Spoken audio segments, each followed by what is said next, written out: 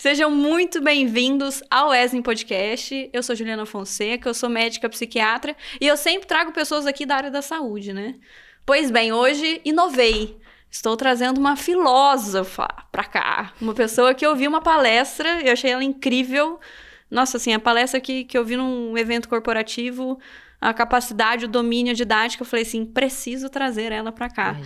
Flau Boni, muito bem-vinda Ju, aqui. prazer estar com você, é uma pessoa que eu admiro muito, respeito muito. Nossa, já tô me achando com as suas palavras aqui. Filósofa, comunicadora, Imagina, doutoranda em filosofia, palestrante, professora, tem muita coisa. Tem muita coisa, né? O que era um problema hoje, na verdade, é minha vida. O que te levou pra filosofia, assim, Flau? Ju, na verdade, assim, é o que a gente estava conversando aqui, né? Da influência de casa, assim. Eu tive, não exemplos, eu tive contra-exemplos dentro de casa, né? Então, assim, eu convivia muito com meu pai, que era uma pessoa muito questionadora, assim, sabe? Então, ele tinha algumas visões de mundo, ao mesmo tempo, muito encantadas e muito questionadoras, angustiantes. E eu vi aquele trajeto de se questionar e de questionar o mundo. E aquilo sempre me fascinou. Então, eu falei, cara, eu preciso estruturar isso para não... Porque se a gente tem tantas dúvidas sobre a vida, que evidentemente a gente tem, a gente começa ou resolver essas coisas de algum jeito para ficar confortável na impossibilidade de respostas, ou a gente vai acabar enlouquecendo, né? Então, assim, eu vi essa situação e eu comecei a me encantar com essa coisa do bem perguntar e responder ainda assim, sem definitivos, responder provisoriamente, aberto a mudar. E aí fui me aproximando da filosofia de uma maneira muito natural. Eu não tenho uma vida acadêmica estrita ali, como é a trajetória normal. Fazer filosofia nunca se colocou para mim, até um momento que eu estava um pouco mais confortável de vida, né, de situação financeira e tal. Então foi muito natural, eu fui seguindo um amor ali, onde foi me levando. Então, assim, eu digo, eu não sou uma filósofa, quem dera, né, mas embora eu defenda que a filosofia é sim para todo mundo, eu não sou muito presa a títulos. Eu acho que fazer filosofia faz parte da minha vida de uma forma muito natural, como se fosse, sei lá, uma questão essencial, uma coisa, uma pulsão que é quase incontrolável. Mas nada me levou, nada especificamente. Foi esses contra-exemplos que meu pai tinha, que eu falei, cara, eu quero ser igual, mas eu não suporto essa coisa desestruturada e desestruturante. Então eu fui tentar entender como é que isso vinha, mas depois de muito mais velha, não era? E eu acho que a maioria das pessoas tiveram contato com a filosofia, principalmente a geração, né, década de 90 para cá, aquele conteúdo de escola, Sim. Muito direcionado para vestibular, de aprender a teoria de grandes filósofos, né? E aí Sim. vai passando por eras diferentes ali. E eu, pelo menos, eu gostava muito por conta da contradição. Porque, assim, o professor falava de um e eu falava, cara, faz muito sentido isso. E aí vinha com uma ideia completamente oposta.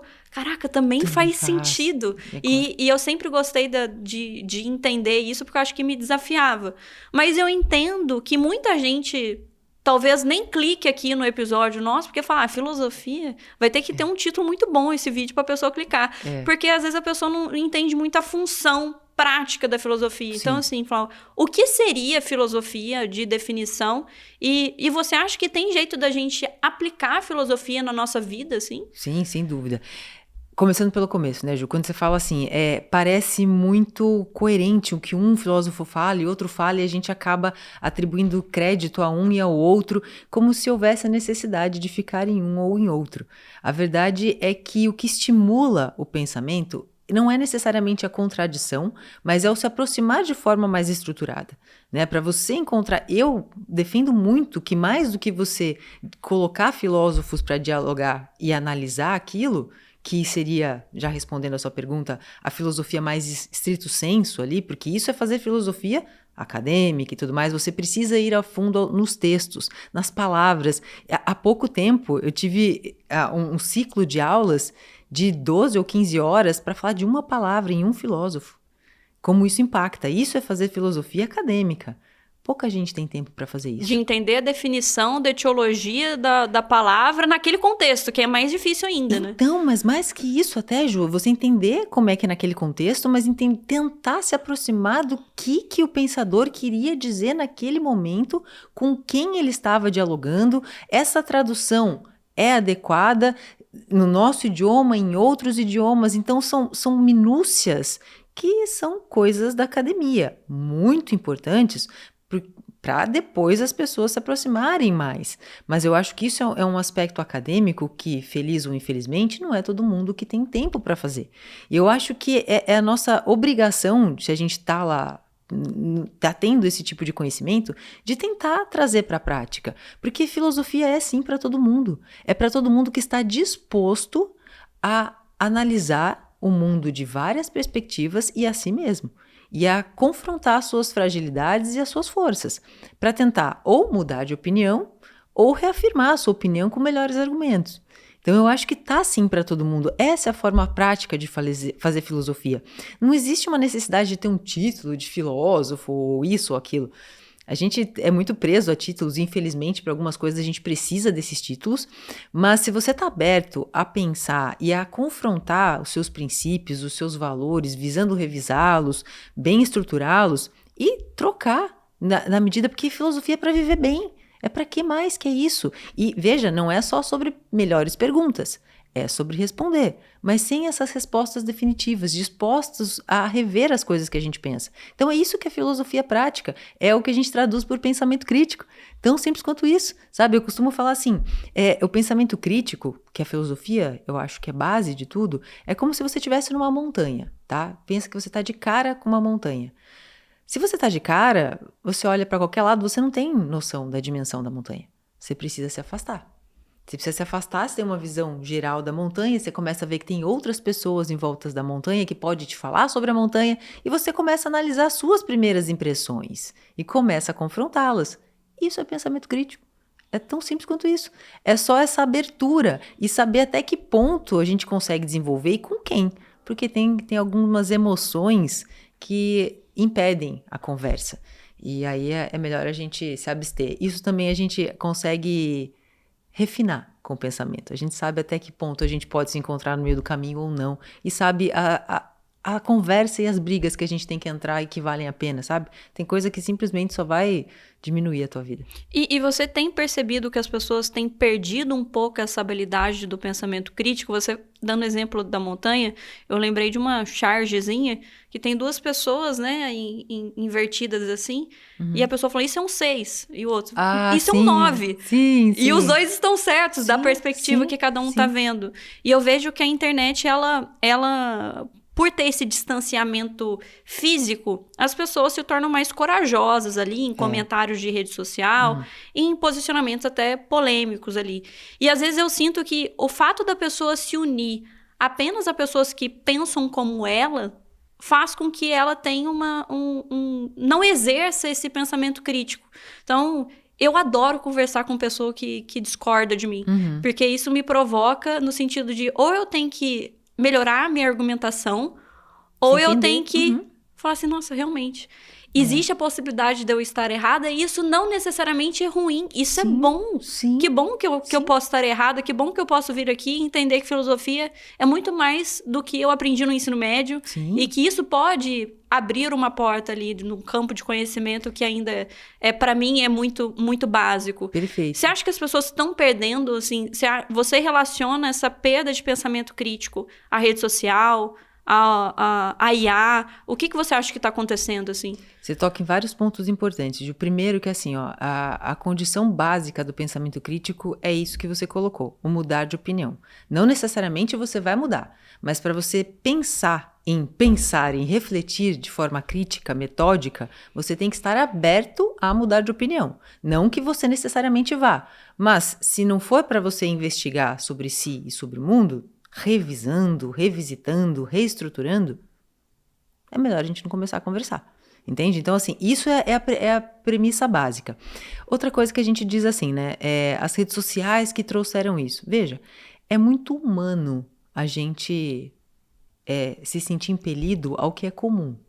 né, ao que é comum pra gente. A gente se sente mais confortável em coisas que a gente já conhece. Até tem uma questão cerebral, né? Você que é médica pode falar mais que eu, que o cérebro tem essa coisa de ficar mais confortável no comum, de ter esse bloqueio do diferente, do novo. Isso é desconfortável. A filosofia ajuda a gente a ficar bem. A gente quer pertencer, né? Exato, mas é emoção, né, Ju? Nós somos seres emocionais. Se a gente nega essa emoção, a gente não sabe como lidar com ela. A gente assume que não existe e pronto, acabou. Então eu tô aqui porque, sei lá por quê, porque eu quero ficar juntinho. Não, então você começa a criar essas tribos que vão reforçando os seus valores e tomando esses valores, as narrativas que são construídas dentro dessas tribos que compartilham alguns valores, tomam os seus valores por verdades. E aí são coisas diferentes. Verdade é uma coisa, valor é outra. A gente compartilha valores, que aí sim é a parte mais emocional, coisas que guiam a nossa ação dentro de um certo limite. Agora, verdade não. Verdade são fatos, são outras coisas. Então, assim, eu acho um pouco injusto quando a gente fala que só as redes sociais trouxeram isso. Eu acho que deu uma nova dimensão de uma coisa que é constitutiva do ser humano. Né? Então, assim, a gente tem mais acesso, mais meios de se comunicar para que essas tribos que até então eram menores no contato pessoal tomem uma dimensão muito maior. Né? Então, assim, a gente vê, e principalmente as pessoas que são reforçadas por esses valores que são mais reativos, mais de ódio, mais agressivos, elas tendem a estar muito mais ativas nas redes sociais. Tem alguns mapas de calor, assim, que são muito engraçados, da galera, assim, anti-ciência, tal, conspiracionistas.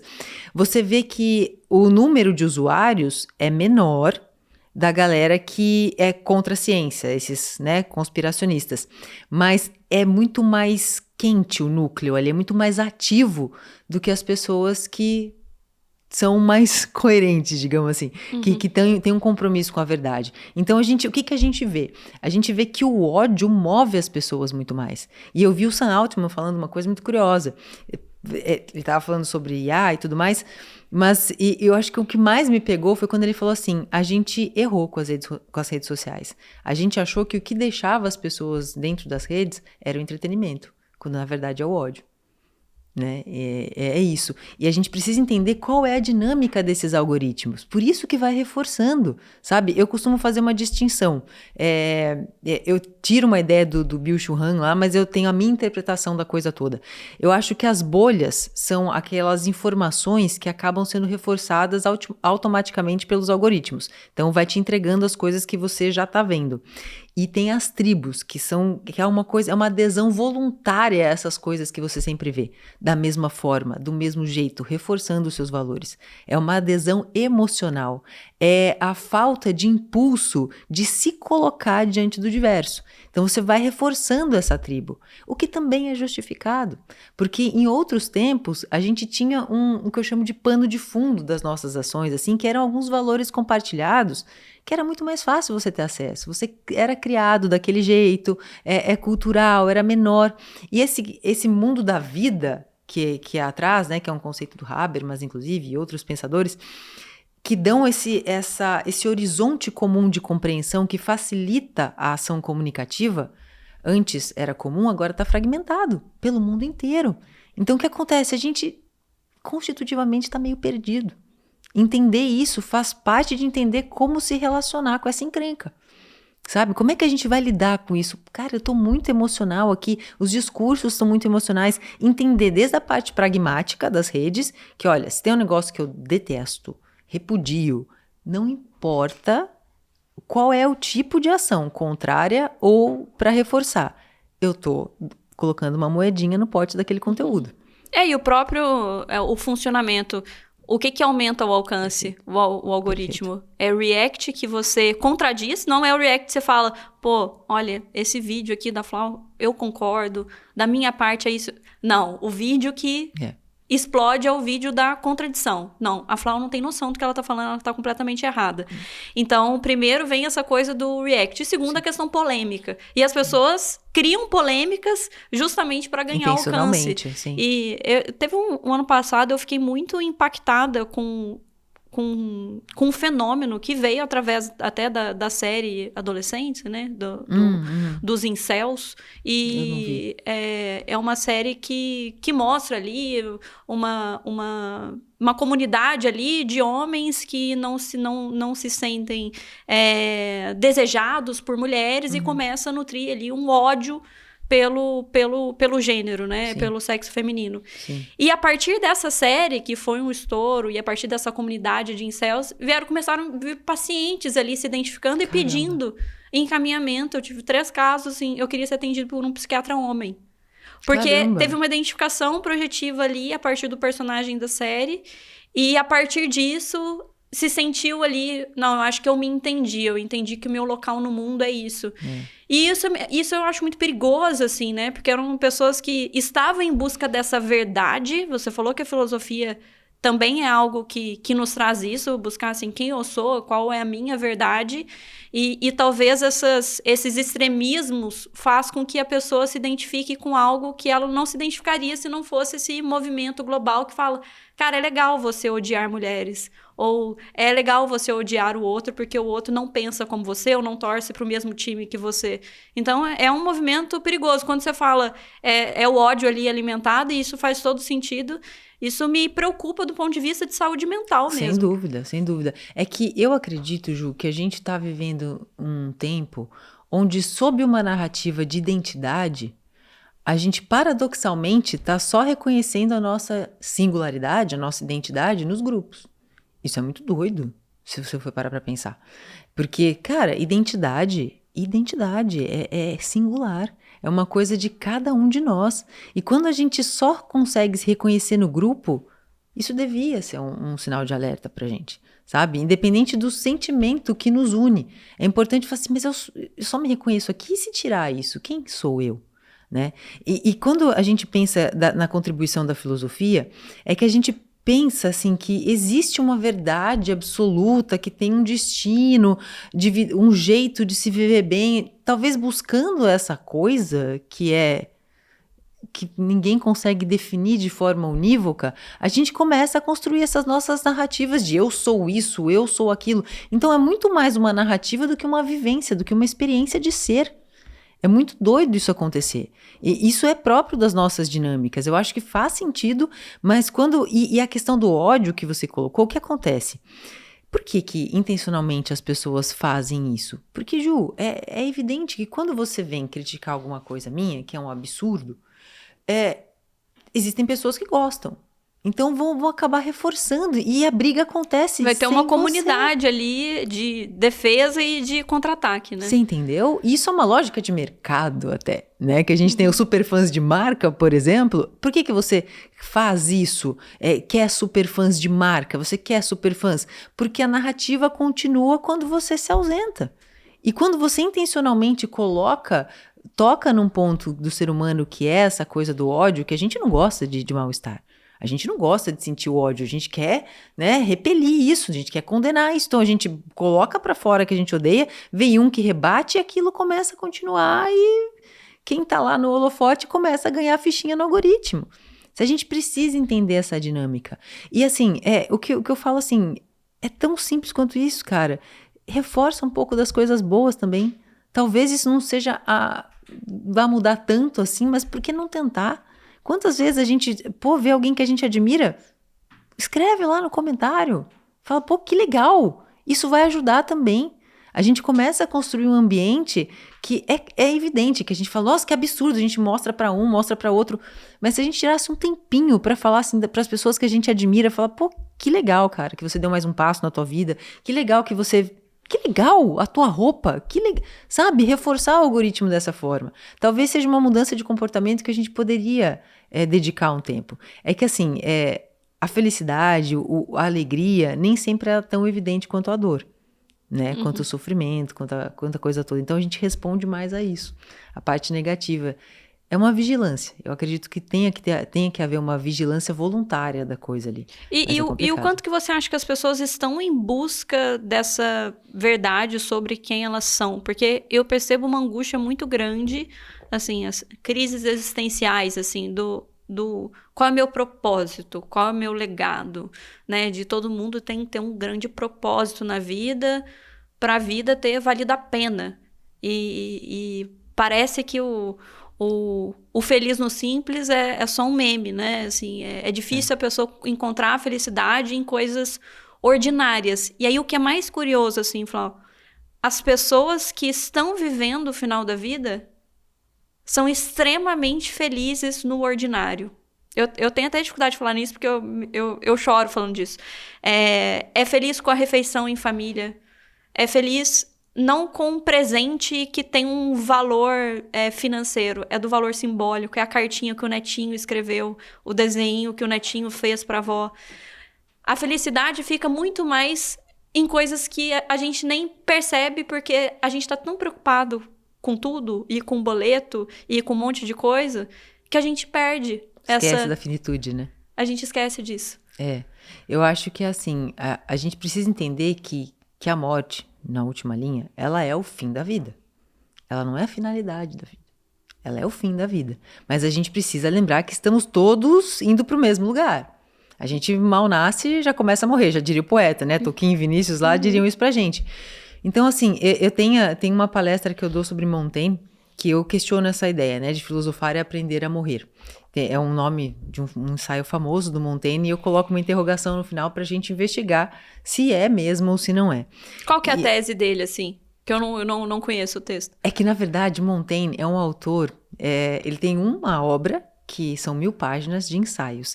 Então, são pequenos ensaios. Alguns são bem longos, de mais de 100 páginas, e alguns têm 2, 3, 4 páginas. Então, assim, ele aos 37 anos, ele abriu mão da vida em sociedade, dos seus cargos, de tudo, se isolou numa torre e começou a escrever os ensaios. A gente diz que ele começou a escrever porque perdeu um amigo, enfim, depois a gente pode voltar nisso, mas a questão é que é um texto muito livre. Então, ele tem várias fases. Essa fase que ele fala de pensar muito na morte, de que filosofar é aprender a morrer, é uma fase mais estoica dele, que ele acha que tem que pensar na morte o tempo todo e tal, para dar valor à vida, que é isso que dá valor à vida. Mas, como os ensaios é uma obra inacabada, na verdade, porque assim, ele até o último momento da vida dele, ele continuou evoluindo com esse pensamento, né? Então, você vê o Montaigne mais maduro, assim, fala, o que pensar na morte? É só o suficiente para a gente entender que ela tá lá. Mas ele fala assim, que a morte me encontre plantando os meus repolhos e no meu jardim, e despreocupado com ela e no meu jardim perfeito. O que isso quer dizer? Que a morte me encontre fruindo a minha jornada. Sabe? Os meus repolhos sou eu que estou plantando, é o meu jardim, que se dane que isso aqui é imperfeito, que se dane que isso aqui não é uma idealização, um propósito, um destino que eu nem sei se vai chegar. Eu estou aproveitando a jornada, é o meu jardim, eu estou sujando a minha mão, eu estou curtindo a experiência, a jornada. E isso que você diz das pessoas diante da finitude, acontece muito ao final dessa palestra que eu falo, que a gente aborda essa questão da finitude e do propósito e tudo mais. Ju, não raras às vezes as pessoas vêm até mim emocionadas também porque conviveram com alguém que decidiu viver os últimos momentos da forma mais presente possível diante de uma data para sua finitude. Porque se você for parar para pensar, é só isso que mudou, porque a gente sabe que vai morrer. Só que quando você é colocado com a data na sua frente, isso assusta. Então, mas por que a gente precisa dessa data para urgenciar a vida, né? Porque aí tem um diagnóstico, né, de oncológico, alguma coisa, fala assim, agora eu vou fazer a viagem dos meus sonhos, né? Então parece que a gente urgencia aquilo que já era essencial, daquilo que já estava, já tinha essa verdade dentro ali, daquilo que era importante. A gente urgencia no momento que a gente fala, não vou ter tempo. Mas a gente não sabe quanto tempo que a gente tem. Pode, aí que tá o grande problema. O que eu penso é que, assim, é uma coisa que a gente precisa estar vigilante sobre as nossas atitudes e sobre as nossas perspectivas. Eu acho o seguinte, é meio utópico dizer que, não vou pensar no amanhã. Isso não existe também. Você seria inconsequente, Exatamente, é o que eu sempre falo. Existe uma diferença entre intensidade e inconsequência. Intensidade é você viver tudo que há para viver, inclusive a dor, no momento que as coisas se colocam. Mas cuidando de si o máximo que você puder, para fruir essa intensidade, principalmente dos momentos bons. Já em consequência, você frui tudo sem pensar que tem um depois, sem cuidar de você. Em consequência, você não cuida nem de você no limite. Então, tem essa distinção. Agora, eu acho assim, essa finitude, quando é colocada pra gente, cria essa noção de urgência, mas a gente pode olhar para isso antes. Por que a gente não olha? Assim, é importante que a gente idealize alguma coisa no futuro para que a gente consiga tomar algumas decisões no hoje. Olha, eu quero constituir uma família, eu quero avançar na carreira, eu quero fazer uma viagem. Isso ajuda a gente a articular algumas variáveis do nosso presente para que a gente consiga avançar. Mas é incerto. A gente tem que lidar que aquilo que a gente sempre quis pode não acontecer. Como que a gente estava conversando antes de começar aqui. Algumas coisas que a gente quer muito podem não vir a acontecer. Então quer dizer que se não acontecer, a tua jornada não valeu a pena? É isso que você está dizendo? Então para de viver. Tão simples quanto isso. Então assim, é importante. Também não dá para você estar presente se você está preocupada se tua mulher vai ser despejada da casa de vocês lá onde você tá, se tua família tá precisando de alguma coisa e você não tem condição de ajudar. Sim, necessidades básicas, né? Entende? Você precisa querer estar presente, deliberadamente pensar que você quer aproveitar a simplicidade das coisas, mas você também precisa ter condições de estar presente. Você não consegue estar presente com a cabeça em um monte de preocupação. Então, as questões mais pragmáticas precisam tá viáveis. A questão é, até que ponto o ter está determinando o seu ser? Até que ponto? Até que ponto você está só condicionando a um futuro que você não sabe se vai chegar? Você está usando como algo que te motiva para o presente? Ótimo, olha para o teu futuro, mas fica aqui também. Não sabe quantas você deve ter relatos de pacientes, de pais que não têm contato com o filho, vê a criança que cresceu lá e agora? Passou. Talvez a gente não... Tem situações que me emocionam muito, assim. Há um tempo atrás, eu estava num fluxo de trabalho muito intenso e tava, sabe o que? Um monte de problemas. Você fala, tudo deu errado aquela semana, perdi muitas coisas profissionalmente. E a minha mãe me chamou para ver umas frutinhas da horta, fui visitá-la, da horta dela. E eu, não posso. Eu falei, cara, o que eu tô fazendo? Eu falei, 5 minutos não vai mudar nada da meleca que tá acontecendo e já. E quantas oportunidades você vai ter de ver as frutinhas com ela novamente? Eu posso não ter mais, Ju. A gente tá na estrada o tempo todo. E várias vezes, eu que pego muito estrada, eu gosto de dirigir. Cara, você quase se envolve em acidentes sempre. Eu falo, e se não tiver depois? 5 minutos, sabe? E, cara, me emocionou. Eu sinto até o cheiro daquela cena, sabe, Ju? Eu sinto o cheiro, porque eu falei, eu vou estar aqui 5 minutos pra ver esse raio desse trem aqui. Entende? Então, assim, como a pessoa que tá diante de mim vê o mundo? Deixa eu tentar olhar, deixa eu tentar viver com ela se a pessoa é importante pra mim. Às vezes não quer dizer, eu sei lá, de fruta, eu nem... entendeu? Mas não importa, eu, na medida do possível, se eu me permito olhar o mundo pelos seus olhos, eu me dou uma nova perspectiva. Eu posso olhar para a minha vida, falar assim, cara, tem tanta coisa na presença, não tem só a minha identidade, tem outras formas de se impactar. Deixa eu tentar, deixa eu me abrir, entende? É isso que eu acho que a filosofia ajuda a gente, para essa abertura. Em vez de eu impor uma narrativa que sou eu, você não precisa falar que você é, só seja. Sabe? Vive mais, fala menos. Para de criar uma narrativa para o teu propósito de vida.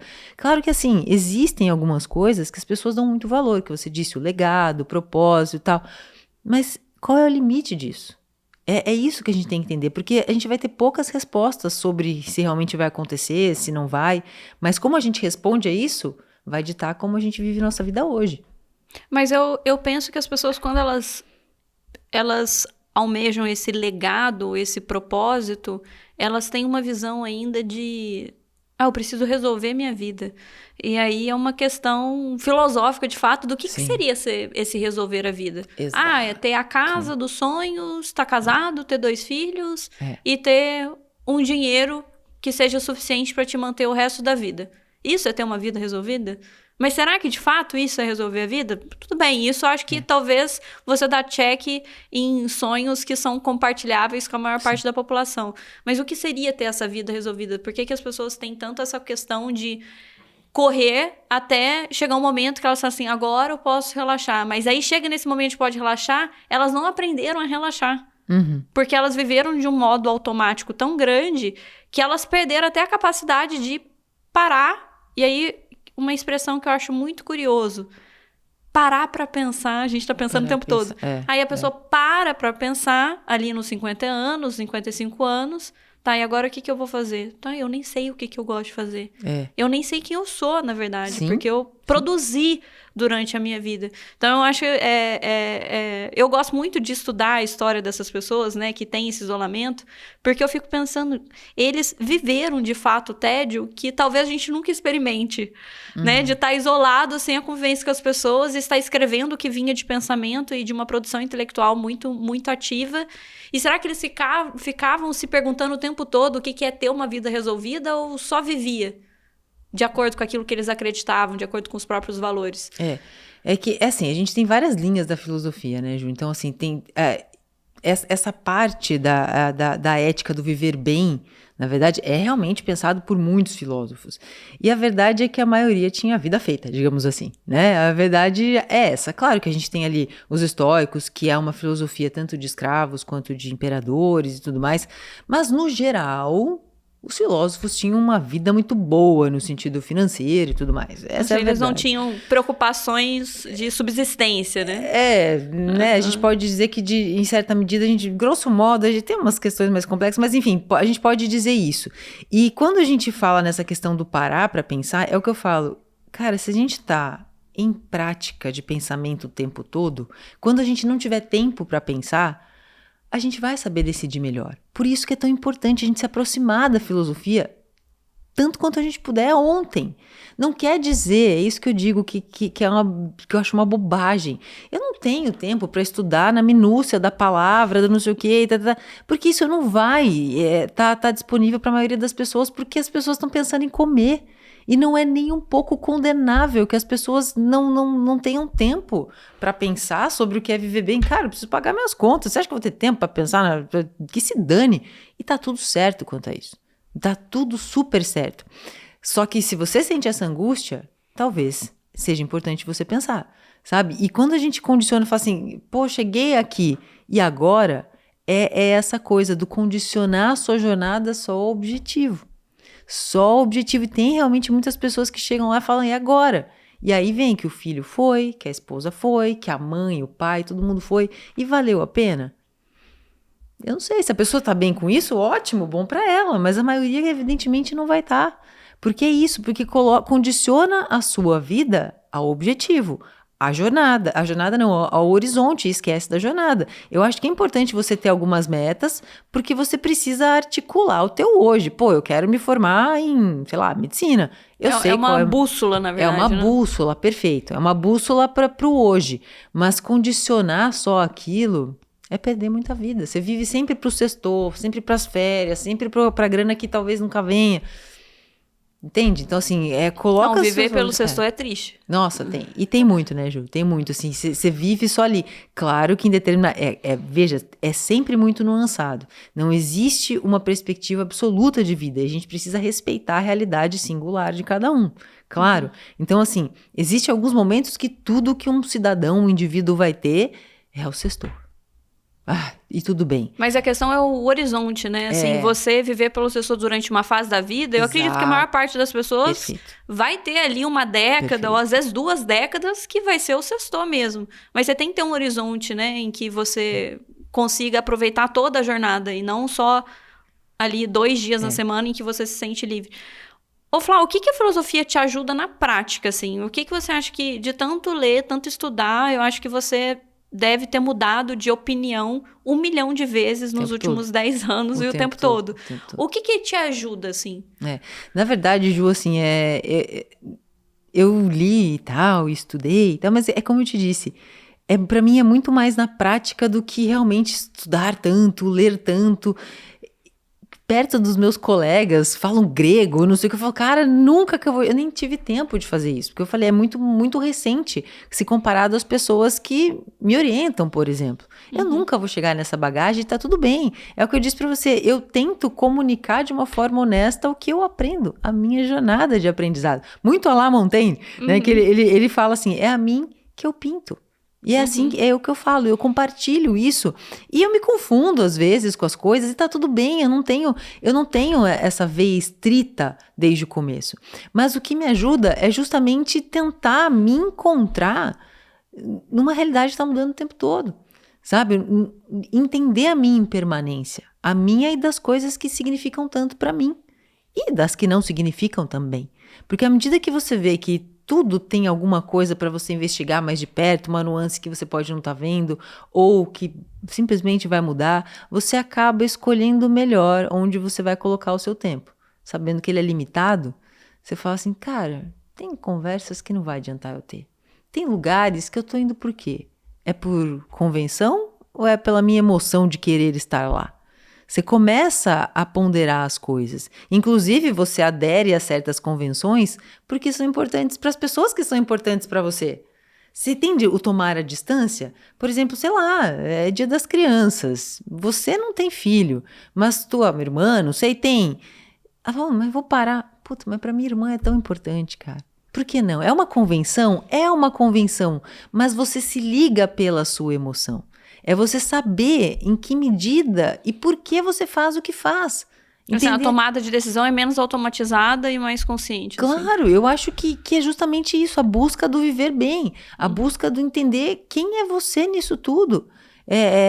E sabendo que a gente está em contextos que estão mudando o tempo todo, a gente está aberto, a gente aprender a aprender, a gente aprender a desaprender para aprender novas coisas, sabe? Isso é muito importante, é realmente tentar meio líquido o negócio, assim, sabe? A gente tentar se adequar, mas se reconhecendo nessa jornada.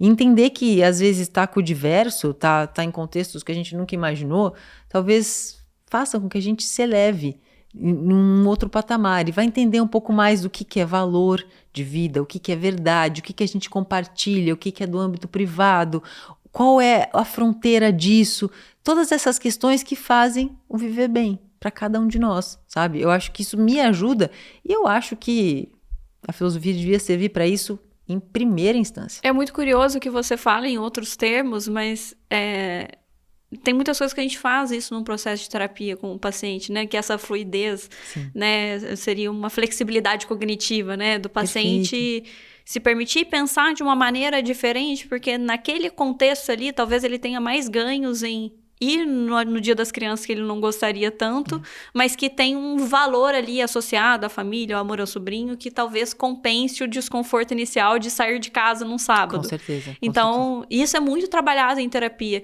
E a gente sabe que a própria psicanálise mesmo, né, freudiana, teve muita influência da filosofia. Então, é curioso ver esses saberes se comunicando, às vezes falando palavras diferentes sobre o mesmo fenômeno. E aí a gente chega num perigo, né, Ju, que você deve ter se deparado várias vezes também, e aí que é onde a gente tem que ficar bem vigilante, assim, porque existe uma linha tênue ali da situação, desculpa se eu errar o termo, patológica, é assim que eu me refiro, né, que precisa da clínica e a filosofia não vai entrar aí.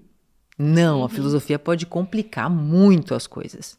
Né? Então, o que você vê de acontecendo assim hoje no mercado? Você vê confusões nesse sentido? Total, Ju. Às vezes pra mim chegam assim e falam assim, eu parei de fazer terapia e fui pra filosofia e deu certo. Não, então peraí. Então você não tinha um problema diagnosticado que realmente precisava da clínica. Porque a verdade é para a gente pensar a vida. A filosofia ajuda? Sim, ajuda. Entre tantas outras coisas que a gente reflete de forma mais sistemática, a vida e o bem viver é uma delas, sem dúvida nenhuma, porque nem sempre nós estamos numa situação patológica, de doença.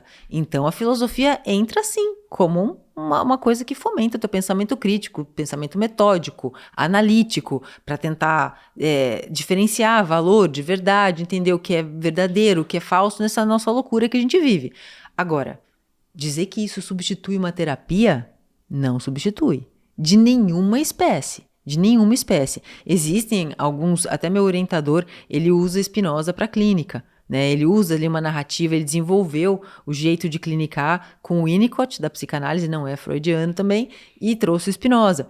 Mas é um profissional que estudou isso de outro jeito, eu nem me arrisco de falar nem de psicanálise, nem de psicologia, nem de psiquiatria, porque não nada a ver, entende? Não é a minha área. E a filosofia se colocar como substituto pode piorar muito, porque esse desconforto que dá às vezes, e você fala, meu Deus, tem dia que você fica sem dormir, É porque eu acho sabe? que traz muitas perguntas. Eu acredito que você tenha mais perguntas sem respostas do que eu, justamente por estudar filosofia de maneira mais intensa, assim.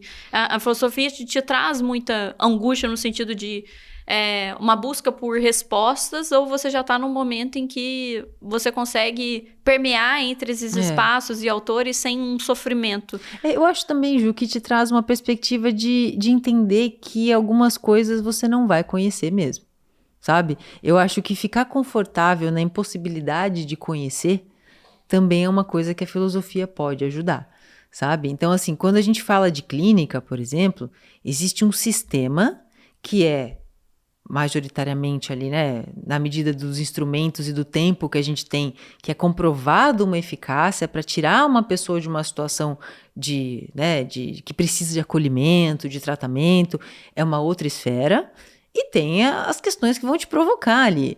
Existem pessoas que tomam a filosofia também para ficar brigando, para ficar levando isso, questionando o outro, mas, cara, existem coisas que não são questionáveis. Por exemplo, a morte.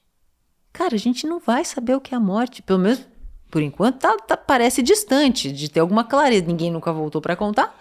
E não temos ciência suficiente para chegar até lá. Então, a verdade é assim. Então, não tem resposta sobre a morte? A filosofia vai ficar se questionando eternamente? Não. Existem respostas. Mas essas respostas sobre a morte é o que você conta para você, é o que eu conto para mim, que pouco diz sobre a morte em si. Porque não existe uma verdade da morte. A não ser, talvez, ali para a clínica, né? Biologicamente, a gente sabe que parou o trem ali.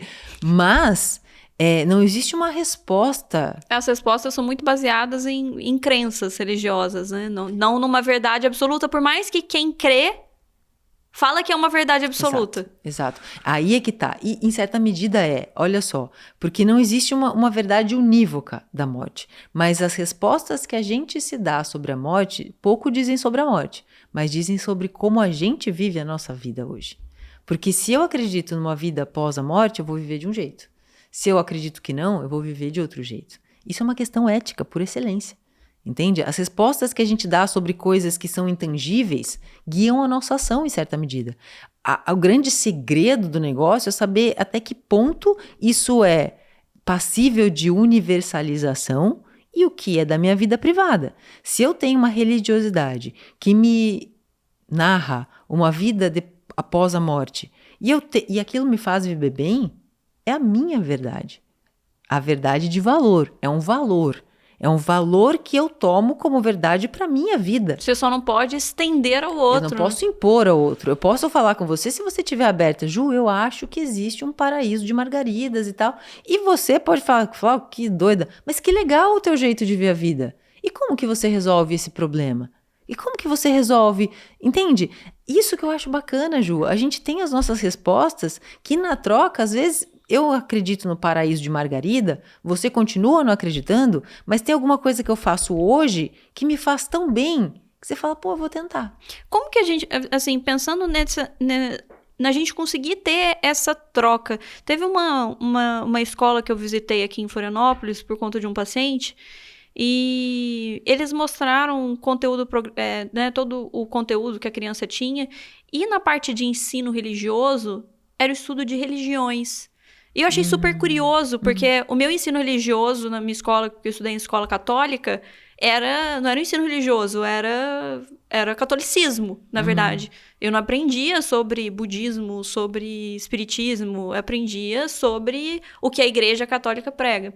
E eu achei muito legal isso, eu achei que ter, por exemplo, um ensino religioso onde se fala de diversas religiões, inclusive de origens ali, de matrizes africanas, pode fazer com que essa criança cresça, por mais que ela cresça ali numa família católica, frequentando missa, mas faz com que essa criança ali, na vida adulta, consiga conversar com uma pessoa que é do candomblé, que é evangélica, que é budista, de uma maneira empática, sem essa coisa crítica de você tá errado e eu que tô certo.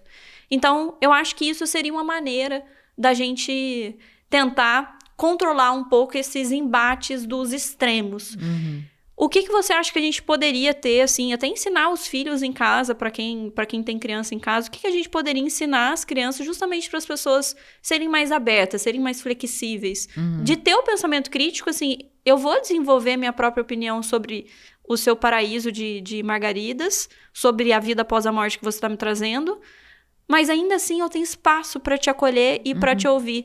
Mesmo que eu discorde no final, mas que eu tenha uma escuta aberta e depois eu posso discordar. Sim. Porque eu vejo que hoje as discussões mais quentes, que são polarizadas, a pessoa escuta já pensando no argumento para discordar. Já para encaixar isso não é debate. E isso acontece em religião, acontece em política, acontece em Copa do Mundo. Sim. Isso vai acontecer em todos os locais onde há times opostos ali. Sim. O que você acha que seria ensinável, assim, para as pessoas terem mais essa capacidade de debater e de discordar, de respeitosamente eu discordo de você. Sim. E que legal que você pensa diferente. Ou não, né? Ou tanto faz, eu nem tô a fim de discordar, nem de discordar. Sim. E saber que às vezes você não precisa. Ou de não ter uma opinião sobre isso. Porque não pensei sobre isso. O que a gente confunde, assim, é muita pretensão da minha parte falar o que é ensinável como uma melhor prática, porque eu não tenho essa trajetória da pedagogia e tudo mais.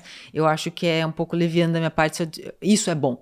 O que eu posso sugerir é que a gente tenha uma cultura na medida dos nossos aspectos sociais, do nosso mundinho social ali, de incentivo a diferenciar o que é emoção do que é uma razão. E saber o que a gente pode, de forma objetiva, compartilhar e o que a gente pode compartilhar por compartilhar, mas que a gente não vai chegar a uma conclusão. E que a gente precisa chegar a alguns acordos para a gente viver em sociedade, mas existem questões muito particulares. Então, quando a gente fala de política, por exemplo, para a gente conversar sobre política, vamos pensar o que faz uma sociedade sustentável, desenvolvida e tudo mais. Vamos conversar sobre isso? Para a gente analisar as possibilidades que a gente tem na mesma forma da religião. Poxa, a gente...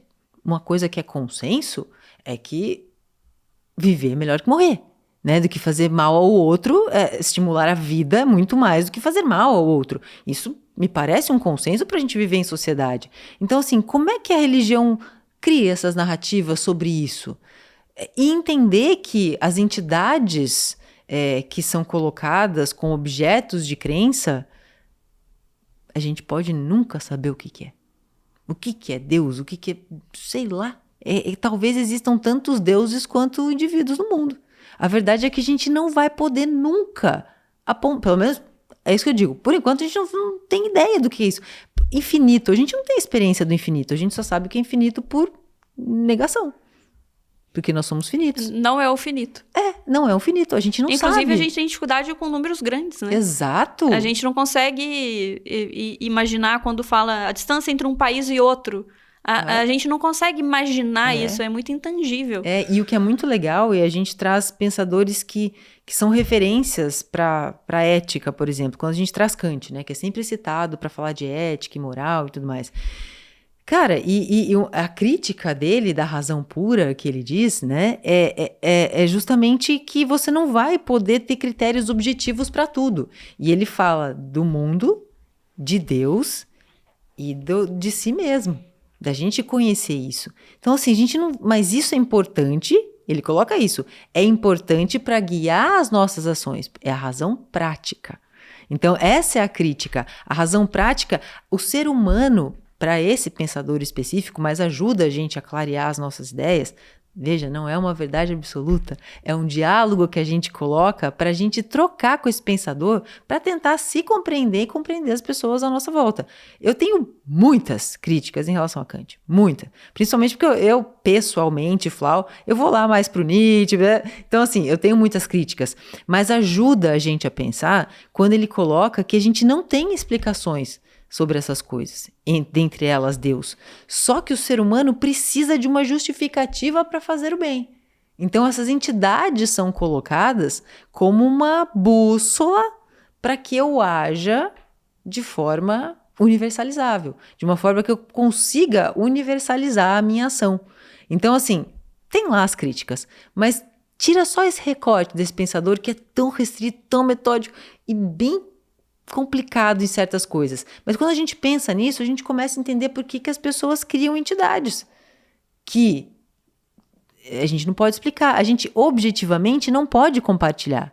A gente consegue compartilhar algumas verdades da ciência. E isso é uma linguagem, tanto que a ciência, a maior parte da ciência, a gente tenta matematizar a ciência. Por quê? Porque é uma linguagem universal, mais próximo do universal. De metodologia científica. 2 mais 2 é igual aqui em qualquer lugar do mundo. Você entendeu? Por mais que os caracteres sejam diferentes, sei lá, 2 é 2. 2 mais 2 é 2. É 4. Olha. É 4, entende? Sim, o resultado é o mesmo. Então, a gente tenta fazer dessa forma para que seja replicável, para que seja verificável, para que a gente possa testar as fragilidades. O grande problema tá quando a gente confunde a narrativa objetiva da ciência para a narrativa ética, para a narrativa de valores. Então, mas tem uma definição clara do que é moral, do que é ético, porque a gente precisa fazer códigos para a gente seguir. Sim. Então, a gente tem a Constituição, na minha profissão, eu tenho o Código de Ética Médica, no qual eu respondo se eu contrariar. Tem uma definição, o que é moral e ética, assim, é a mesma coisa? Porque eu já li alguns conceitos diferentes e eu saio mais confundida do que com a definição. Ju, e é para confundir mesmo. Porque, na verdade, assim, não existe uma definição unívoca sobre moral e ética. Essa distinção não tem. Eu posso citar um monte de pensadores que vão trazer perspectivas diferentes. Isso é do singular, isso é do coletivo. Não tem uma coisa estrita, mas a gente pode pensar, uma coisa que a gente pode pensar na diferença, digamos assim, vamos tomar a moral como algo que guia a nossa vida no sentido de normatização, são umas leis. E a ética é a gente se questionar os motivos de haverem essas leis, dessas condutas e os efeitos dela. Vamos pensar assim. Isso ajuda a gente a ter uma distinção, porque assim, isso é uma coisa que eu adoto. Eu não estou tirando de nenhum pensador. Em diálogo com os pensadores, eu penso que a moral é a gente ter o que a gente chamaria, grosso modo, de bom senso, de entender o que é do privado, o que eu posso fazer com essa lei que guia a minha ação no âmbito privado, a ponto de ser possível a parte ética em sociedade. Porque ética é prática. Né? Filosofia prática é ética, ou seja, prática. Assim, Aristóteles já falava, não é possível ser virtuoso com conceito. Né? Você só tem um ser virtuoso na prática, na ação. Então pensa que a ética é essa prática. Eu não gosto desse corte brusco que fazem às vezes de que é o individual e o coletivo. Não acho que seja legal, porque a gente age às vezes no ambiente privado e contra e a favor de si mesmo também. Mas existe uma moral universal? Isso é uma questão da filosofia por excelência, né, Ju? Essa questão da norma aplicável de forma geral. Porque se tivesse assim, quase que não teria o porquê da gente ter tantas regras, sem dúvida, mas aí é que tá. E aí, isso é uma das críticas a Kant, por exemplo, que ele coloca o imperativo categórico, que, ou seja, age por dever. Você tem que agir pelo seu dever. E não pode haver nenhuma intencionalidade por trás disso. Você não faz porque vai ficar bem na fita. Não, isso tem que vir uma pulsão de você. Algo que você faz sem nenhuma intenção, não para fazer bem ao outro. Só que é uma coisa que a gente nunca vai poder saber. Então, mas existe isso? Então, porque existe um ganho de eu fazer um bem para você. Claro que existe. É aí que Nietzsche critica Kant. Não existe ação desinteressada. Porque se eu faço uma ação, então eu falei assim, preciso ir a tal lugar, vou te dar uma carona, falando. Existe, apesar de eu estar fazendo um bem pra você, existe um bem de você gostar mais de mim. Ou de você ter sido responsável por eu não ter cruzado um lugar perigoso no meio da madrugada. Então existe um ganho, eu te ajudei. Pessoal. Então, aí é isso que é o mágico da filosofia. Não existe uma resposta definitiva para isso.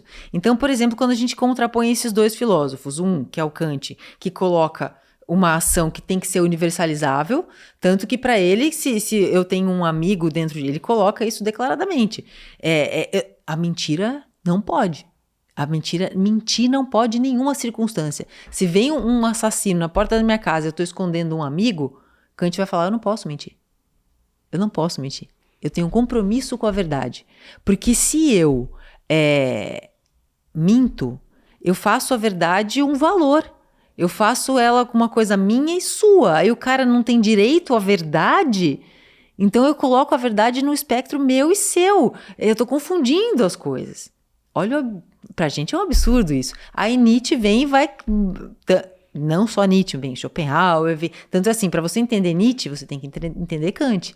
Não adianta você ir lá entender as coisas, as críticas, você não entendeu o fundamento que ele está abatendo ali, né? Então, as justificativas que ele coloca para tentar universalizar uma forma de viver, uma forma de agir, como se isso fosse possível. E aí vem com o termo, né? E a gente surge com o termo da mentira convencional, né? Então, você me convida para algo, eu não quero ir. Aí eu falo, nossa, minha agenda tá cheia. Então, eu minto... Mas a realidade é que eu não quero ir, só que se eu falar a verdade nua e crua, eu posso correr o risco de te machucar.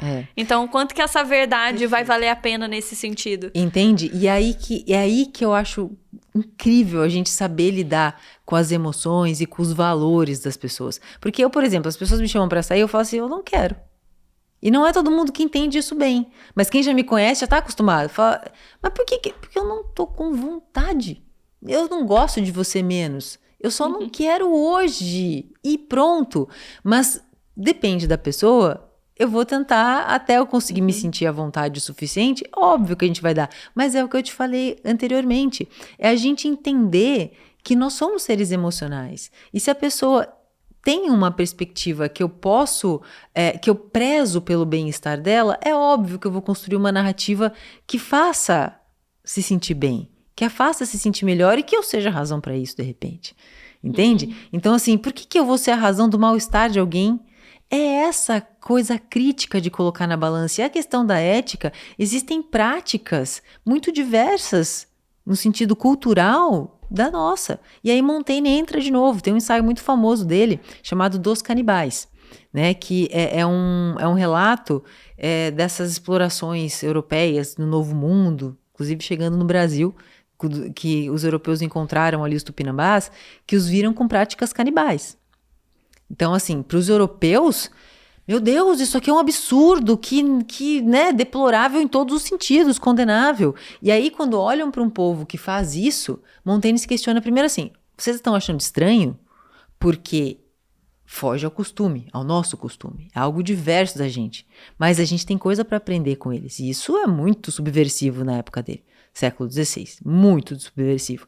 E as práticas canibais, se a gente for parar para pensar, tem todo um ritual de respeito que naquele momento, as pessoas que tinham esse ritual entendiam que ingerir determinadas partes do corpo da pessoa fazia com que as virtudes fossem internalizadas e perpetuadas naquele povo. E pelos europeus não compreenderem, condenavam. Era uma invasão do corpo, né? Exatamente. Então, e aí, olha como impacta na questão ética muito fortemente. A questão naquele momento era a seguinte: se essas pessoas têm essas práticas bárbaras, absurdas pra gente, europeu, porque nós somos os bonzões, né? Esse eurocentrismo da época ali estava bem em voga. A questão de saber é o seguinte: isso aqui, as pessoas, os tupinambás, isso aqui é gente? Porque se isso aqui não é gente, eu posso matar. Se isso aqui é gente, eu posso doutrinar, de acordo com a minha religião, de acordo com os meus valores. Essa era a questão que se coloca na época, entende? E aí Montaigne fala assim, vocês chamam tão bárbaros, vocês acham isso tão bárbaro, tão absurdo? Bom é o que a gente faz, né? Com as guerras de religião aqui, por causa do fanatismo religioso, a gente mata as pessoas, a gente tortura. A gente negligencia o sofrimento alheio. Isso, olha que incrível. Por isso que eu falo que Montaigne é um pensador, assim, muito atual. Fala com a gente, assim, aqui. Então ele fala assim, por causa do fanatismo religioso, olha o que a gente está fazendo. Queimando a garganta das pessoas com óleo quente porque elas são contra os nossos valores católicos, sei lá eu. Que absurdo é esse? E vocês chamam isso de absurdo? Sem compreender o que é isso para eles? E na última linha, se a gente for parar para pensar, o que a gente faz com os nossos mortos? Terra debaixo da terra e fica lá com verme e se desfaz. Isso para povos que têm essa cultura de internalizar as virtudes é um absurdo. Deixar pro verme comer. Mas eu não acho que se tem um motivo por detrás da ação, ela passa a ser mais justificada. Tem um filme que retrata uma situação real de um avião que caiu num lugar com neve, e era um time de futebol, se eu não me engano, e eles ficam perdidos, o GPS quebra, e eles passam a ter ali práticas canibais de sobrevivência. E é uma história baseada em fatos reais mesmo. No final das contas, alguns sobreviveram, conseguiram andar, e se eles não tivessem feito isso, eles não teriam sobrevivido. E aí entra uma questão moral e ética, assim, ou todos morreriam, ou eles iriam sucumbir a comer os corpos dos próprios amigos ali do time, para que eles sobrevivessem, para aquelas mortes serem validas a pena. Então, no filme, eu senti daquele aspecto de disgusting, assim. Desconfortável. Mas no final, olha como que a questão moral, a questão ética balança nesse sentido. Sim. Teve um motivo e valeu a pena no final das contas, porque eles tiveram uma finalidade ali e eles chegaram no objetivo final, que era sobreviver parte dos acidentados ali. Então, você não acha que quando a gente entende o motivo pelo qual as pessoas estão fazendo aquilo, a gente passa a justificar mesmo que moralmente aquilo é estranho pra gente? Então, é isso. Primeiro de tudo, é estranho porque é diferente do que a gente tem por padrão, né? A gente tem um padrão de condutas ali de não comer as pessoas, por exemplo, né? Mas naquela situação tinha uma questão muito pragmática, que existe um certo relativismo que é colocado. É perigoso isso porque nem tudo é relativizável. Porque senão também a gente corre num risco muito complicado em relação ao mal e ao bem, enfim. Mas assim, existe um certo grau de relativização que a gente precisa entender, né? Ali era uma questão de sobrevivência. E esse é o papel da filosofia, é analisar essas situações onde fogem das normas e trazem essa quebra. E que no caso ali não tinha outra opção, ou era a morte ou era a prática. Entende? Lá era uma questão de sobrevivência. Em outras práticas, como essa que eu citei do Montaigne, era uma questão de ritual. Cabe analisar contextualmente. O que a gente peca muito, que peca no sentido, né? É livre do termo, né, por favor, mas assim, do que a gente falha, melhor, do que a gente falha é confundir os registros de verdade e de valor. Os valores são, em certa medida, relativizáveis em relação a culturas, em relação a contextos, em relação a uma tecnologia. A gente precisa olhar de alguma forma mais criteriosa para que a gente chegue em alguns acordos com algumas premissas que não são objetivamente comprovadas. Diferente da verdade. A verdade não existe, é o fato. Entende? É o fato. É verdade aqui, em qualquer lugar do mundo que eu estou neste momento falando com você. Pode vir uma pessoa daqui 10 mil anos olhar para cá, a gente vai estar aqui. Ela pode não conhecer, mas isso não deixa de ser verdade. Mas aconteceu. Mas aconteceu. As pessoas conhecerem isso, a diferença de conhecimento para a verdade. A verdade tem um certo grau de absoluto. Um certo grau de absoluto. Nesse sentido, de que é um fato. Se a pessoa estiver em qualquer lugar do tempo e olhar para cá, não que vá conhecer. Entende? Então, e o conhecimento não. O conhecimento evolui. O conhecimento lida com verdades suficientes para os nossos tempos, para os nossos instrumentos, para as nossas possibilidades de nos aproximar daquele recorte, daquele contexto.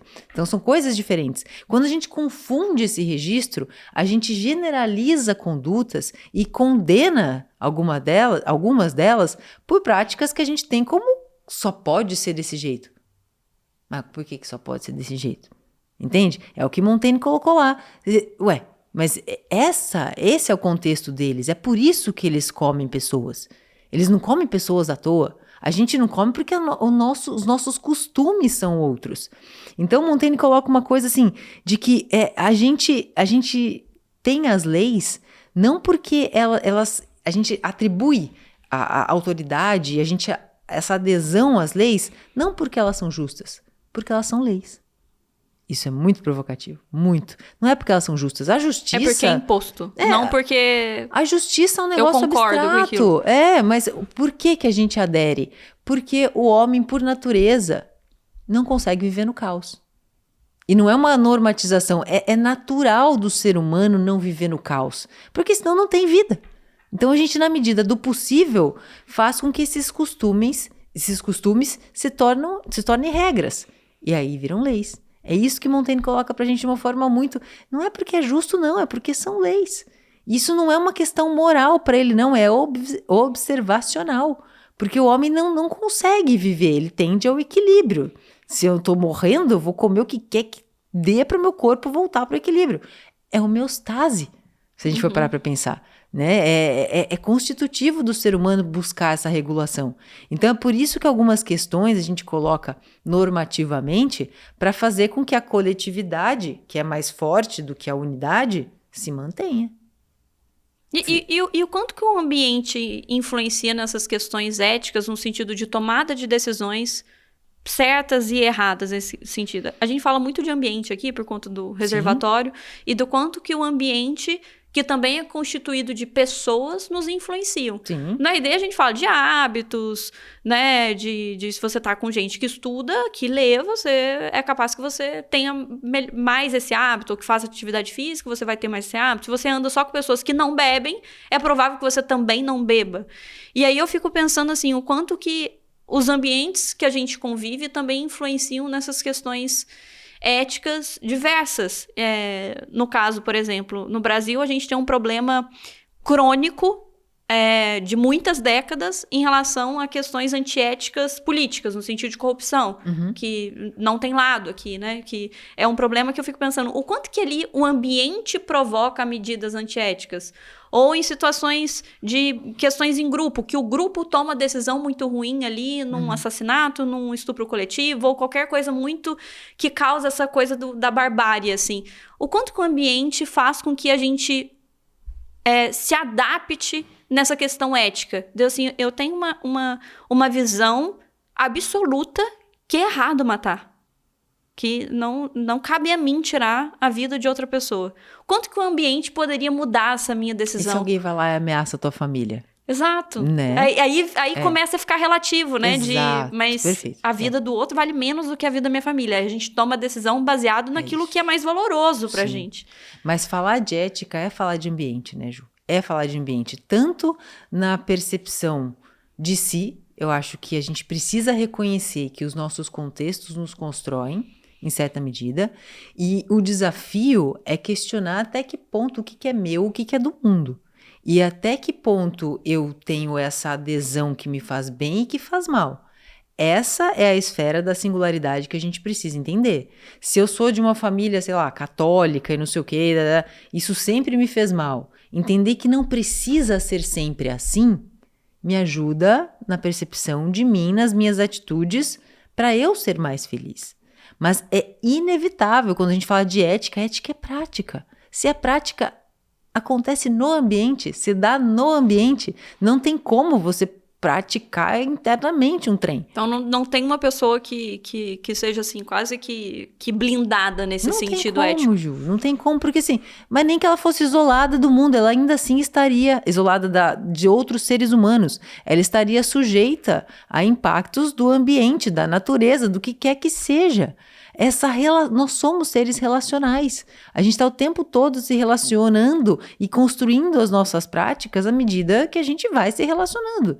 Não tem como. Então, negar a influência externa do nosso contexto social é negar o que a gente é em última instância. É negar a nossa história, é negar o que nos constitui. A gente precisa justamente entender o que nos trouxe até aqui e para onde a gente está indo. Para onde a gente quer ir. Talvez não dá para saber para onde a gente vá. Mas para onde a gente quer ir? O que eu tenho que respeitar, que eu preciso seguir, e o que eu posso variar? O que não vai te fazer mal, mas dá conta da minha singularidade. Por exemplo, se eu gosto de mulher, de homem, não é problema seu. Se eu ter alguma coisa com você, muito que bem. Aí talvez eu tenha que te contar. Mas senão não é um problema seu. Dá conta da minha vida privada. Você não tem nada a ver com isso. E por que você acha que em contextos onde há um código moral institucionalizado ali, então, por exemplo, de religiões, querem colocar isso pro outro? Por que você acha que acontece isso? No sentido de algumas religiões falam assim, não, mas nesse contexto que você tá falando, de você gostar de mulher, de você ser homossexual é errado. E o que você faz é da minha conta. Por que você acha que acontece essa... Porque é uma invasão, né? Porque não é uma decisão que afeta a vida do outro na prática. Exato. Então, porque eu entendo que matar o outro, roubar o outro, é um problema meu também. Porque você tá deixando a sociedade que eu vivo pior. Sim. Né? E você tá colocando a minha vida em risco também, ou os meus pertences em risco. Por que você acha que nesses contextos de religião há essa invasão do que é moral pra mim, ou do que é certo, entre aspas, pra mim, Da vida privada. Da vida privada, é colocada como uma imposição pro outro? Isso. É justamente isso que eu comentei, Ju. É a diferença do Estatuto da Verdade pro Estatuto do Valor. É a gente colocar em registros iguais coisas que são diferentes. A gente acha que Eles enxergam esses valores como uma verdade. Como verdades. Como se isso fosse a única coisa olha, eu não posso gostar de mulher na minha religião porque isso impacta de alguma... Impacta o quê? E por que estão me dizendo que eu não posso? Entende? Se eu não imponho, não, é certo gostar de mulher, porque esse é o certo, esse é o jeito... Não, aí você também tá errado. Esse é o meu certo, porque isso me faz feliz, isso é o que eu sou. Isso eu ser diferente disso me mutila.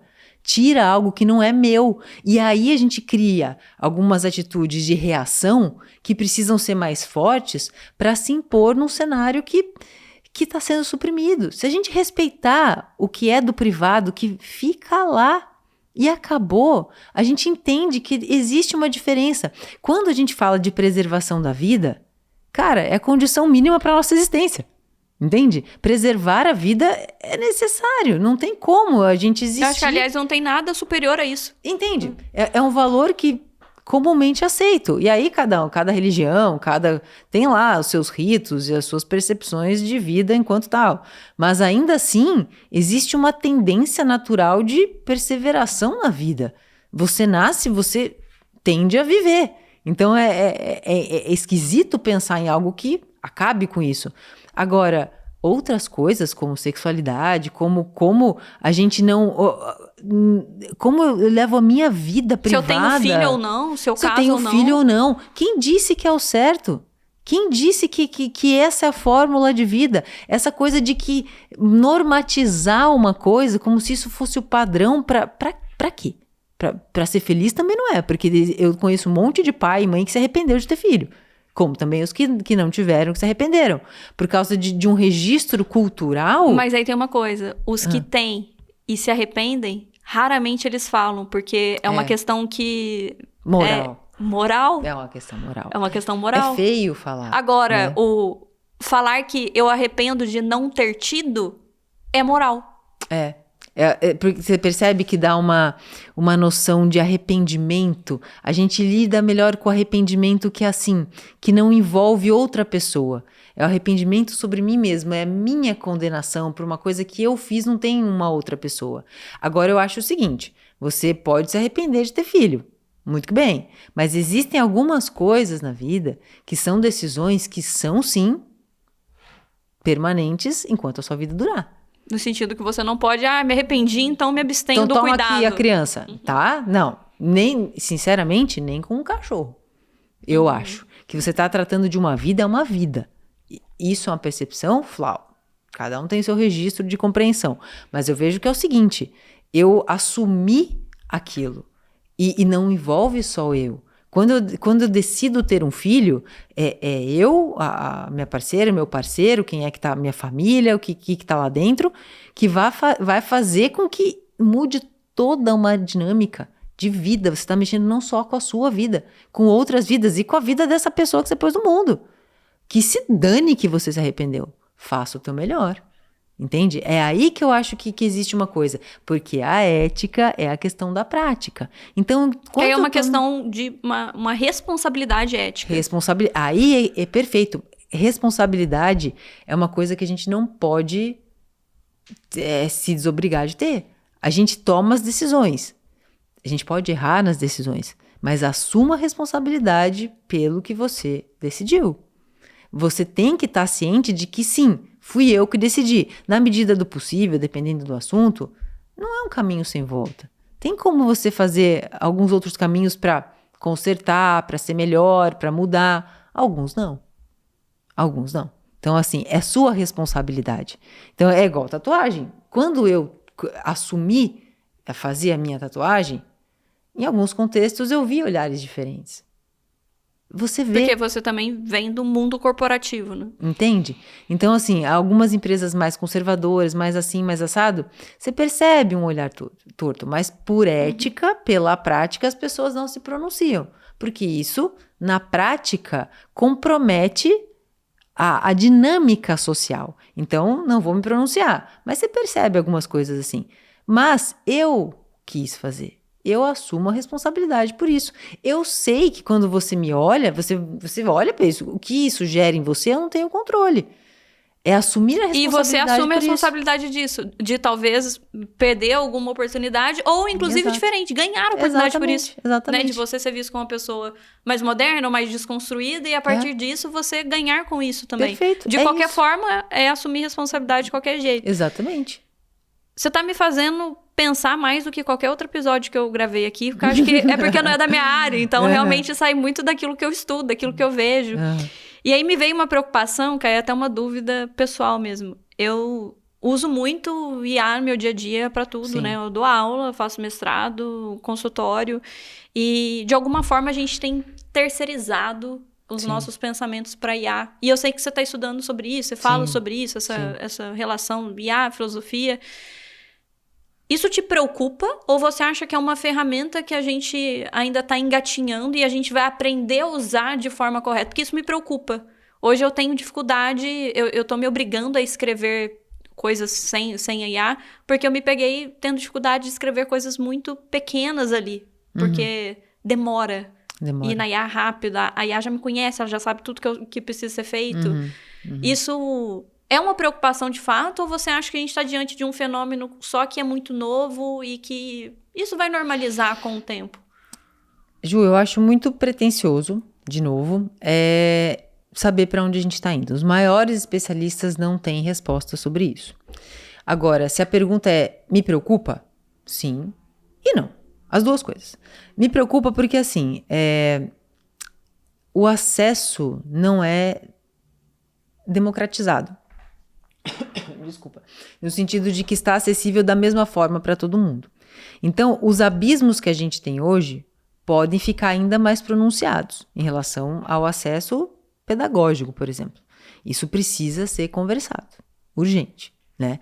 Agora, na derivação de produção, vamos pensar o seguinte, produtividade é uma coisa, assumir responsabilidade pela produção é outra. Responsabilidade é coisa de humano, não é coisa de máquina. Então, a partir do momento que você está assumindo a responsabilidade por uma produção de uma ferramenta, a responsabilidade é sua. Claro que assim, aí vai muito da percepção de cada um, de si e do que quer para a tua vida. Se tu quer volume, vai para IA. E quem usa muito, você usa, eu uso muito também. E tem coisa que eu falo, cara, e é engraçado assim, eu falo, não dá. Os textos não dá. Porque por mais que ele, né, é até errado a gente falar, inteligência artificial, parece que tem uma entidade ali, né? É um sistema dotado dessa tecnologia que convencionou se chamar de inteligente. Já temos um problema sério aí, né? Mas enfim, grosso modo... pela definição que eu entendo de inteligência, não é cabido usar esse termo também. Aí que é o grande problema, né, Ju? A gente está explicando uma coisa que a gente não conhece por outra que a gente também não conhece. A gente não tem uma definição de inteligência.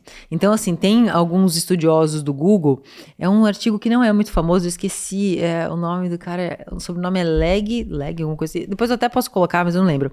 E eles pegaram... Pega, isso. Aí, eles pegaram vários filósofos e colocaram num paper as definições de inteligência. E falaram assim, pra gente tratar daqui pra frente, a gente vai assumir isso aqui, ó. É assim que tem que funcionar quando a gente está falando de um sistema que é uma tecnologia. Então, eu vou assumir inteligência por isso. E aí a gente discute. Mas, enfim, a gente já volta nisso aí. A questão é, se você ensina um sistema desse para agir e produzir mais próximo da Ju, mais próximo da Flau, ele com certeza vai ser o mais próximo. O sistema está muito otimizado nesse sentido de conseguir reproduzir o seu tom de voz, as suas fontes de pesquisa. Se você educa bonitinho ali, fica maravilha. O problema é, você mesma não produz sempre igual. Eu vejo por mim. Os meus textos, eu falo, quando ele tenta fazer, eu falo, não tem nada a ver. Eu jamais colocaria essa interjeição aqui. Ah, não, mas é uma palavra que eu usaria? Não. Tá usando porque é diferentão e porque você tem o meu perfil diferentão. Então, assim, você começa a... Eu gosto muito, e isso é uma experiência pessoal, eu gosto muito porque eu começo a me criticar muito. No sentido, eu falo, nossa, mas é isso né? Eu sou isso aqui? Não sou isso aqui. Não, as pessoas estão me vendo assim. Então, eu acho que é um super instrumento pra gente pensar sobre si mesmo. Mas é preocupante à medida que as pessoas não têm ideia do potencial disso.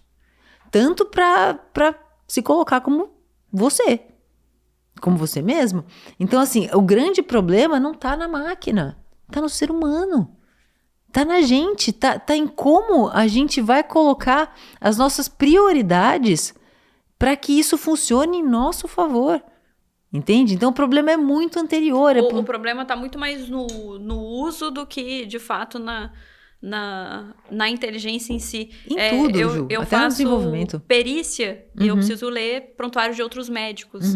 E hoje a gente já tem inúmeros prontuários que usam de IA, transcrição automática. Sim. E como você disse, a produção da máquina precisa ser verificada e responsabilizada pelo autor do documento. Eu não posso terceirizar assim, nossa, eu coloquei aqui que você tinha uma coisa que você não tinha, porque na transcrição veio errado e foi mal aí, o prontuário errou. Não, eu como médico, eu assino aquele prontuário no momento que eu finalizo. Então, eu tenho lido muitos prontuários e com erros por conta de transcrição automática, justamente porque não há essa conferência, não. Beleza, me facilitou, não preciso mais ficar... Olha, eu olho a sua consulta durante 60 minutos, eu fico olhando o seu olho. Eu não preciso ficar ali anotando. A máquina está transcrevendo tudo, mas 10 minutos depois, eu vejo todo o prontuário, corrijo aquilo que foi errado. O problema é que não tem tido essa conferência. A gente vê isso, eu estou dando um exemplo pessoal da medicina, em perícia, mas acontece isso com grandes jornais, com erros ali, com que o jornalista fez um copia e cola e deixou o prompt na notícia, e de coisas assim, de estarmos fazendo mau uso, né? O que é verdade, Ju, é que assim, essas questões de fonte falsa e coisas do tipo também já está um pouco ultrapassado, né? A gente sabe que se a gente consegue delimitar a área de ação dessas buscas e tudo mais, o sistema não alucina mais. Já está bem otimizado. Então você fala, ó, não inventa nada, me dá o link da fonte. Então, assim, é muito ingênuo a gente se prender a uma narrativa de um mês atrás. Entende? A velocidade está muito absurda, está vertiginoso. Então é por isso que essa abertura crítica precisa estar sempre presente, porque a gente precisa avaliar uma coisa que muda toda semana. Toda semana eu perco de 2 a 3 horas para tentar me atualizar e eu perco. Não tem como, o negócio é sinistro. E antes, quando surgiu, era assim, o ChatGPT, para tudo. Agora, para imagem é esse, para texto é esse, para cópia é esse, para programação é esse, e tem 1 milhão de IAs, inclusive tem a IA que junta 20 IAs numa IA só. Sim. E é impossível acompanhar, principalmente para quem não é da área e usa como ferramenta. É uma equipe toda. O que fez você querer estudar mais isso, assim? Eu sou uma curiosa, porque eu gosto muito, mas o que fez você querer estudar e você... começar a falar sobre essa intersecção, porque assim, é por isso que você tá aqui, porque eu achei, assim, é de muita lucidez, assim, essa intersecção que você faz. O que te deu esse insight, assim, para você começar a estudar e ver a partir dessa ótica? Você já respondeu, é buscar lucidez. É tentar ver o máximo possível com clareza as coisas, porque é o que eu disse, a gente não sabe para onde a gente está indo, a gente tem que se perguntar para onde a gente quer ir. Então, assim, o que me fascinou nesse trem todo de tecnologia foi como, paradoxalmente, um negócio tão tecnológico, tão inimaginável na questão de tecnologia, tão novo, coloca um espelho pra gente, para as questões mais fundamentais que há muito tempo a gente negligenciou, que é o sentido da vida. como que a nossa comunicação se dá, como que... inclusive, vou contar uma historinha aqui, que me pegou na hora que você falou assim, o autor, né, quem é o autor disso aqui e tudo mais. Ju, quando eu entrei no mestrado, que foi muito sem querer também, né, até estava comentando com você, eu tive contato com um professor que me guia, assim, é o Jean-Yves, e eu fui até ele para saber o que eu ia ter que estudar, né? E eu falei assim, professor, que autores eu tenho que estudar? Aí ele falou assim, pô, que pergunta estranha. Eu falei, como assim? Aí ele, o que é um autor? Aí eu, como assim? O que é um autor, professor? O autor é quem escreve. Eu falei, ué, quem escreveu o trem? Ele, mas quem que é o autor das anedotas? Quem é o autor dos ditos populares? Quem é o autor da Bíblia? Quem é o autor da sua vida? Eu falei assim, você tá tomando o autor como se fosse uma coisa pronta, indiscutível. Eu falei, desgraçado. E aí aquilo explodiu a minha cabeça, Ju. E aí eu tava com outra narrativa de projeto de mestrado, eu mudei totalmente à medida que eu fui me aproximando da inteligência artificial e eu vi que ela colocava a gente diante dessas questões fundamentais. Quem é o autor disso aqui?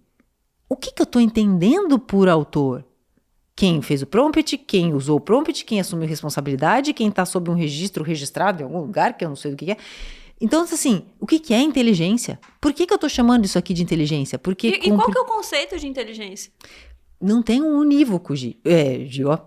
Não tem um unívoco. Não tem um conceito unívoco de inteligência. Porque a gente entende quase como se fosse assim na psiquiatria, quando a gente vai avaliar, lógico que tem medidas ali, né, testes que dão medidas numéricas, Sim, objetivas, que, né, são uma aproximação, mas a gente liga muito a inteligência à capacidade de resolver problemas, né? Então, Perfeito. você mora sozinha, você fez mestrado, doutorado, você dá conta de você, da sua mãe, você resolve sua vida, então eu funcional. assumo que você, pela sua funcionalidade, olha que perigo isso, Perfeito. você tem até uma inteligência acima da média porque você é questionadora, você é acadêmica, então a gente presume várias coisas pela capacidade de resolver problemas. E ao mesmo tempo eu já peguei pessoas com QI de 140, tipo Einstein, o QI, que não conseguiam tomar banho sem o estímulo da mãe. Não são funcionais. Que não são funcionais. Então, Olha o que só. seria essa inteligência? Você percebe como a gente precisa entrar num acordo sobre o que a gente está falando? Quando a gente está chamando esses sistemas de inteligentes, o que a gente está fazendo? A gente está falando que eles são capazes de resolver problemas. Ou oportunidades, alguma coisa assim. A gente está num registro funcionalista. A gente atribui inteligência pela otimização das funções, de fazer melhor o que nós fazemos. E isso é o papel de uma ferramenta, como um martelo. Eu não vou dar com a mão num prego, eu vou usar um martelo, certo? Uhum. É absurdo o negócio. A função dele é fazer algo melhor do que eu sozinho. Exatamente. E quanto mais essas coisas estão agentes, melhor elas são para fazer as funções que a gente quer.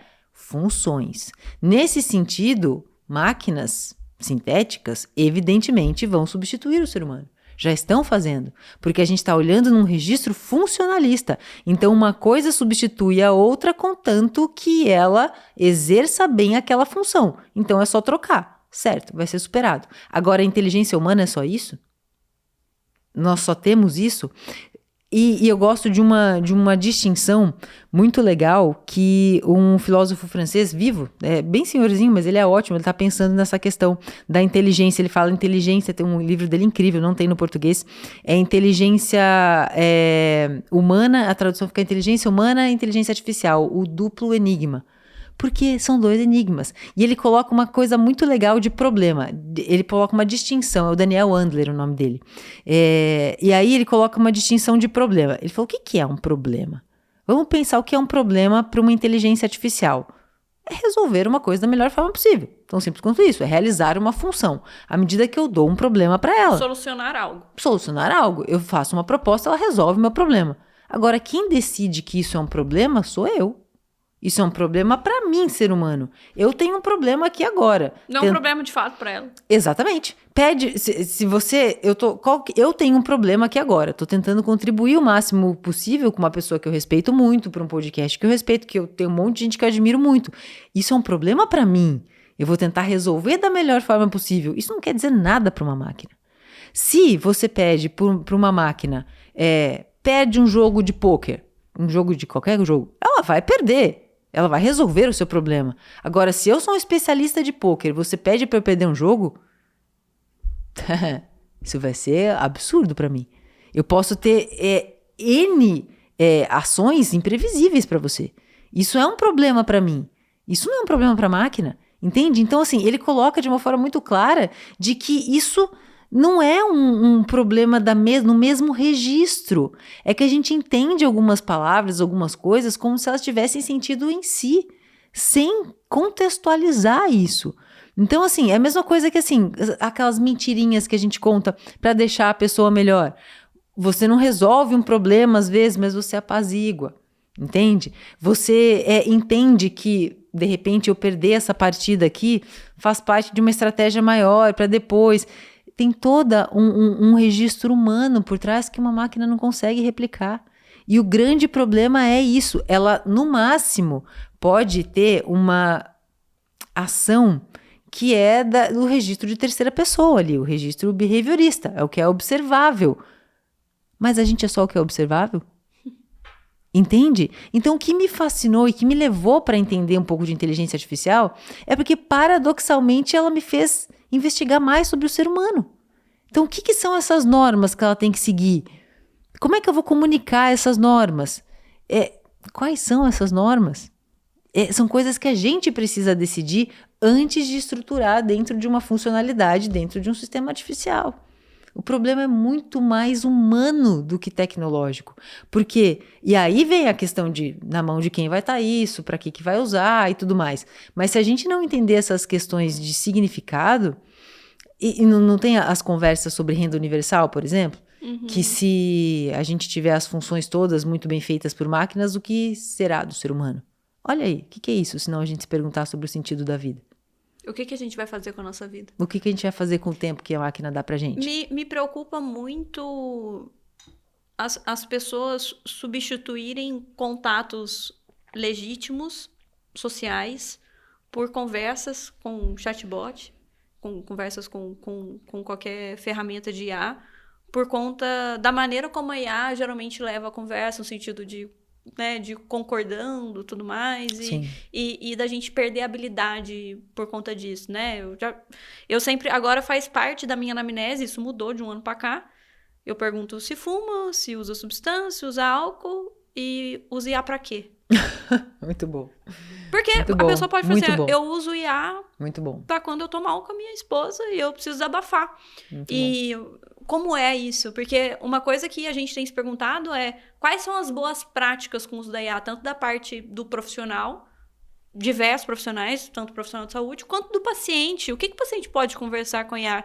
E qual que vai ser a consequência disso, da gente ter uma ferramenta que não discorda, de uma ferramenta que tenta agradar, que tenta validar o tempo todo, em algum momento em que, em uma terapia com um ser humano, ou até com um colega, eu ia falar, mas também você pisou na bola, né, pô? Sim. Poxa, como que você falou isso pro cara? Sim. Então, a relação humana, ela tem atrito, mas esse atrito é necessário, porque ele, de alguma forma, ele gera um problema que a gente precisa ter pra gente não perpetuar aquele problema a longo prazo. Sim. Então, o que me preocupa com a IA no sentido do mau uso, que você perguntou assim, qual contexto que a gente vai usar, tudo isso a gente precisa entender, é justamente da IA como uma substituta do social. Isso a gente já tem filme do robô com o IA, que tem um relacionamento amoroso. E os estudiosos, eu convidei o Thiago, um colega psiquiatra, ele fala, daqui 20 anos a gente vai sair no restaurante e você vai estar com a sua esposa e do lado vai ter uma pessoa com seu namorado ali, humanoide, um robô, né, com aspecto de humano, só que é um robô e não uma pessoa. E aí eu fico pensando, será que a gente, até o nosso envelhecimento, como que a gente vai dar espaço para ter esse entendimento, até que assim, é moral eu casar com um robô? Porque vai ser uma pergunta que a gente vai ter que fazer daqui. E eu não acredito que seja muito futurístico, ficção científica o nosso papo aqui, não. Sim. Mas questões filosóficas vão vir, no sentido, o robô ele vai ter direito ao meu patrimônio se eu morrer? Sim, e diversas questões que vão vir, assim, nesse sentido de como que vai ser esse relacionamento aproximado da IA. Não só uma substituição maciça de serviços humanos pela IA, mas de funções que não seriam substituíveis.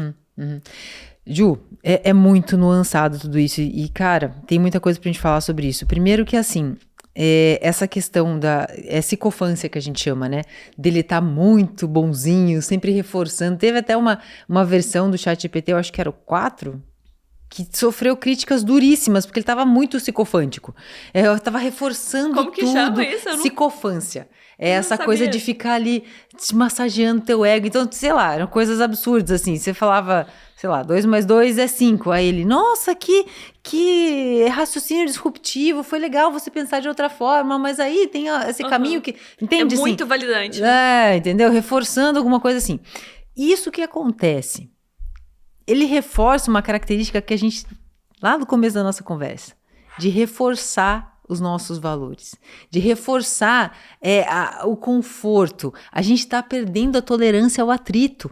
Então, o que nos contraria, o que nos embate, a gente já vai para porrada, ou a gente entra em depressão, ou a gente está perdendo essa capacidade de viver com o diverso. E quando vem uma ferramenta que reforça isso, é de fato muito perigoso.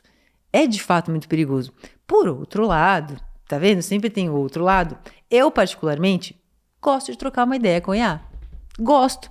E eu treinei um chatzinho lá pra mim, porque assim, a gente acaba analisando algumas coisas, assim, eu falo assim, poxa, aqui você podia usar um tiquinho de TCC, não que eu seja uma especialista, né? Mas você sempre dá uma lidinha. Você podia usar um pouquinho de TCC comigo. Aqui você podia ser mais freudiano. Aqui você podia ser mais winnicottiano. Então, assim, você quer uma coisa diferente.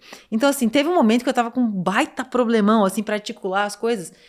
Eu cheguei, arrumei o background da minha IA para ela ir guiando algumas coisas e joguei tudo. Eu falei, coloca esse monte de problema em bullet points. E aborda assim, assim, assado. E falei, me deu uma visão bacana aqui. Mas é o que eu te falei. Não substitui uma terapia porque eu não estava numa situação que demandava acolhimento. Mais igual você mandar trocar uma ideia áudio ali de falar, tenho isso, eu não sei por onde começar. E ela faz uma organização, ela faz uma sistematização daquilo que está desorganizado. Exato. E às vezes você, assim, às vezes você quer trocar ideia com alguém, mas você não quer que a pessoa fale nada. Você fala, quieto, só me ouve. Entende? Você não vai falar isso para um amigo. Entende? Então, assim, eu acho que existem registros e personalidades e perfis que podem ser muito úteis. Inclusive, podem ser muito úteis, desculpa. E tem uma iniciativa do professor Francisco Gonçalves, eu acho que esse é o nome dele. Ele é um psicólogo que ele está desenvolvendo uma inteligência artificial lá em Portugal. Eu tive o prazer de conversar com ele e ele mostrou como é que ele está qualificando essa inteligência artificial tanto no cuidado com pacientes, quanto no treinamento de psicólogos. Então, é uma IA feito por psicólogos, para psicólogos e pacientes. E aí vem a questão. Inclusive, tem um podcast que ele faz conversando com a IA que chama Rumi. É muito legal, porque ele fica... E é bem profundo ali. O que eu acho complicado é que uma hora ela tá na narrativa e percebe a importância da linguagem. Ela tá falando ali assim, você, de repente ela fala nós.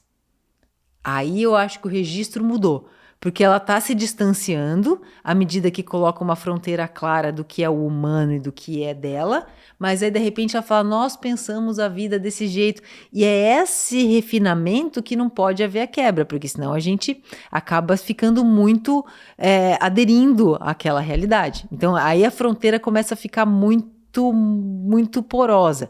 Aí é perigoso, mas é muito interessante. É uma iniciativa muito interessante. E realmente é uma questão que se coloca, né, Ju? Porque pensa assim, a gente tem, eu não sei agora, né, o incremento disso, mas dados que a saúde mental, a saúde, né, como um todo, mas as questões relativas à psique tem apresentado, né, um incremento significativo aí das taxas de problemas que a gente está tendo. Em situações emergenciais, onde a pessoa não tem contato com ninguém, será que uma IA não pode ajudar? Uma IA qualificada? Em primeiro momento, em saber em que tempo interromper aquilo para passar adiante? A gente tem problemas sérios que OpenAI estão enfrentando processos, porque a gente teve casos extremos, não vamos entrar no espectro aqui, mas tem.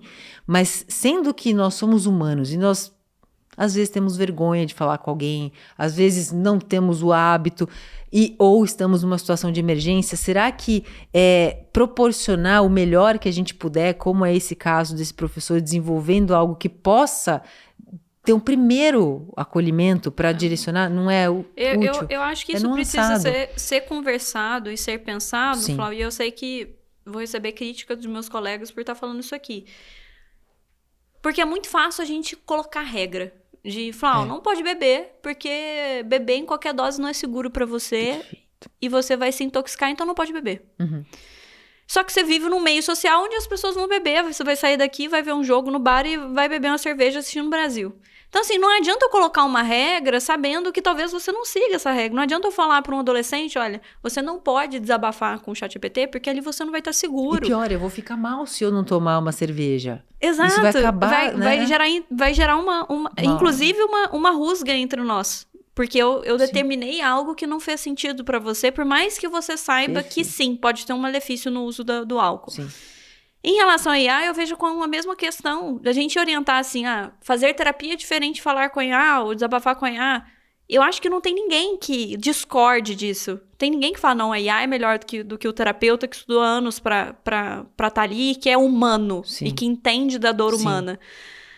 A questão é que, sabendo disso, as pessoas não vão deixar de usar porque o acesso é difícil. Nem todo mundo tem acesso a um psicólogo. Então, a questão é o seguinte, o que a gente vai fazer com essa ferramenta para proteger de casos extremos, como foi de perda de vida nos Estados Unidos por conta disso, e como a gente vai ensinar as pessoas a usarem essa ferramenta em prol da saúde delas, seja saúde mental, seja saúde física. Hoje eu vejo que eu tenho pacientes que organizam em pastas ali no ChatGPT todos os exames e tudo mais, e mandam áudio sistematicamente, e eles chegam para consultas muito mais organizados na consulta. Então, a gente não pode ser muito de colocar a sua opinião de que usar é errado. Porque eu acho que também existe esse medo também de substituição do profissional. Sim. E aí falando, não, usar é errado, não pode de jeito nenhum. Tá bom, você tá falando que não pode de jeito nenhum, e seu paciente vai entrar no carro e vai mandar uma mensagem falando que você não acolheu ele, que ele tá em dúvida se troca ou não de profissional. Sim. Então, a gente tem que aceitar, primeiro ponto, aceitar que é algo que a gente não tem noção do que vai ser daqui 5 anos, a gente não consegue prever, porque não dá pra comparar com a vinda da internet, por exemplo. Não. O fenômeno internet é muito diferente do fenômeno IA. E não dá pra gente imperar que, não pode usar IA na escola, não pode usar IA pra fazer trabalho, não pode usar IA num doutorado, não pode usar IA como um terapeuta, porque as pessoas vão continuar usando. Então, acho que é uma questão, a gente tá falando muito mais de educação, de ensinar a pessoa a usar o martelo, do que não use martelo nunca mais, porque usar martelo é errado. É muito ingênuo, né, Ju, a gente achar que vai ter controle do que a pessoa vai fazer em casa. Quando você sai lá, não use, não faça. E até no mal-estar que a sua imposição pode trazer para aquele indivíduo. Né? Então, você tem que entender a singularidade de cada um. E eu acho que esse processo de educar, no sentido de mostrar os riscos e os limites de que aquilo pode contribuir positivamente para você e para os seus contextos, é o mais importante.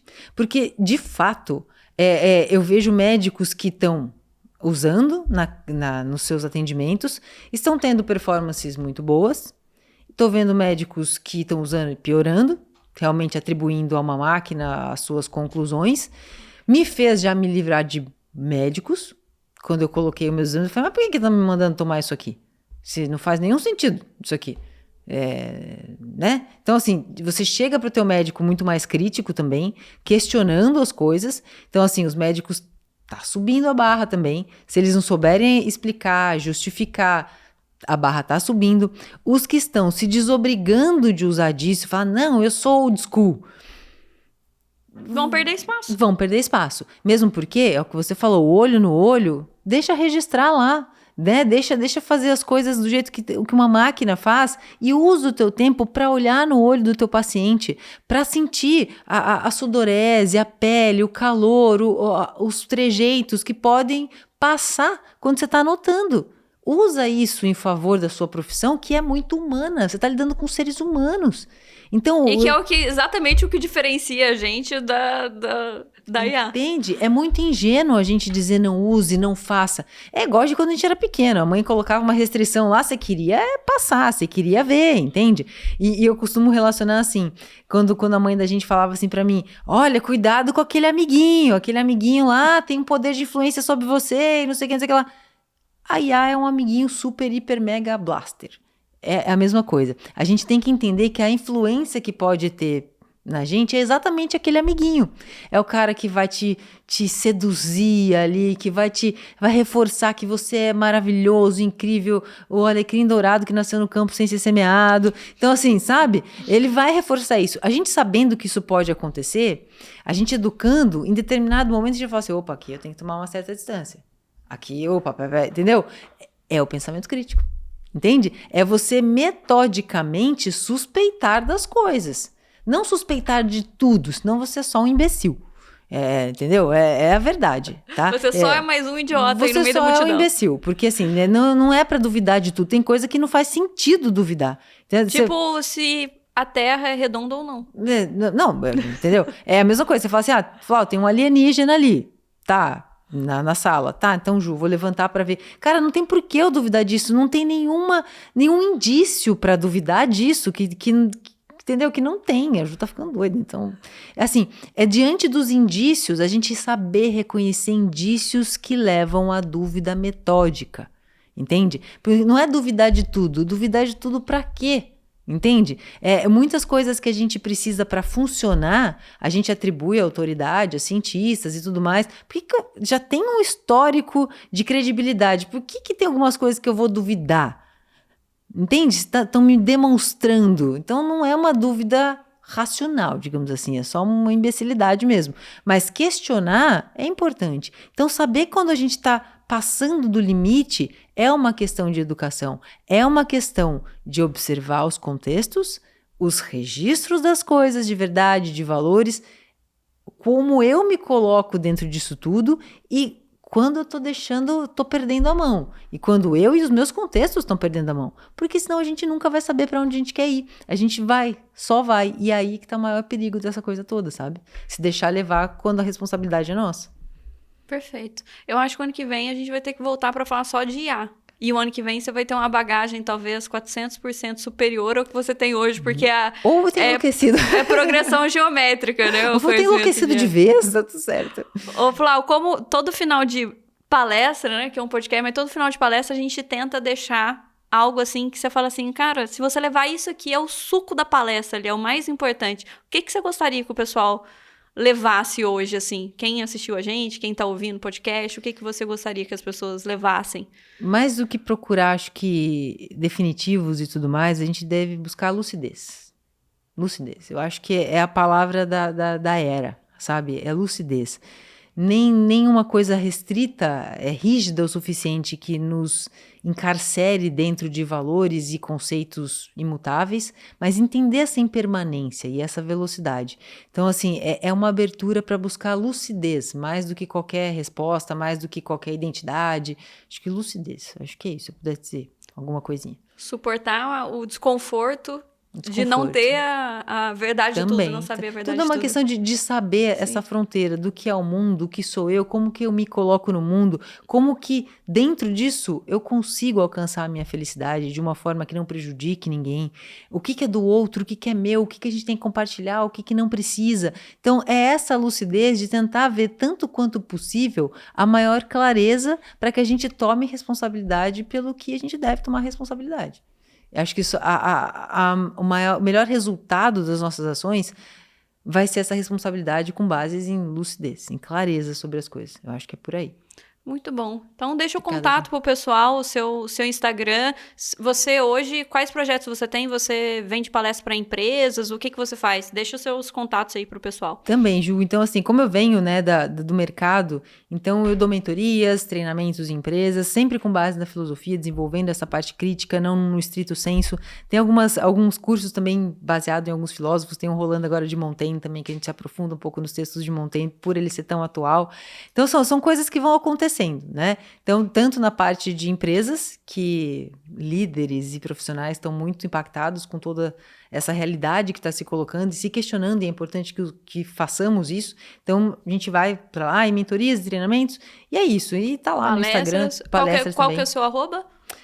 @Flauboni, tá? Principalmente no Instagram e no LinkedIn, que são onde a gente tem mais conversas mais corporativas e mais, no fim das contas, tudo sobre o ser humano. Mas estão nas duas mídias mais. Então é só a empresa entrar em contato para Sim, ver que tipo de empresas, treinamento pessoas, que você sim, tem. sim. Perfeito. Muito obrigada por a você, você ter vindo. Foi muito gostoso. Vai estar honra. Acho que foi o podcast que eu, de fato, mais pensei, assim. Tô me achando agora. Vai tá honra, por isso Ju. que esse tipo de leitura nunca é uma leitura fluida, assim, porque é uma leitura que você tem que ficar voltando muito no que você pensa, né? Nos seus próprios conceitos. Não é algo matemático ali que você lê e aceita. 2 mais 2 é 4. É uma tendência a querer avançar, né? Mas às vezes a gente tem que sempre... Às vezes sempre foi bom, mas é isso. A gente tem que retroceder sempre, né? Então, às vezes a gente se surpreende com essa necessidade de ter sempre que voltar para nós mesmos e entender essa fronteira do que é necessário entrar em acordos e não. E porque intuitivamente a gente quer resolver, a gente quer seguir um destino. E às vezes não tem um destino muito claro. Muito obrigada por ter feito eu pensar tanto aqui. Obrigado, baita honra. Nossa, sem palavras, obrigada mesmo. Galera, como esse episódio é um conteúdo denso, e as pessoas não estão acostumadas com conteúdos densos, né? Por conta dos vídeos curtos da internet, compartilhe esse episódio para as pessoas entenderem o que é filosofia, de fato, e como que as pessoas podem desenvolver esse pensamento crítico. Siga a Flau lá no Instagram, porque o conteúdo dela é muito dinâmico. Ela fala de coisas difíceis de uma maneira que você entenda. Então, você segue ela e você se sente mais inteligente. Por isso que eu sigo ela. Porque ela fala de coisas difíceis de maneira inteligível.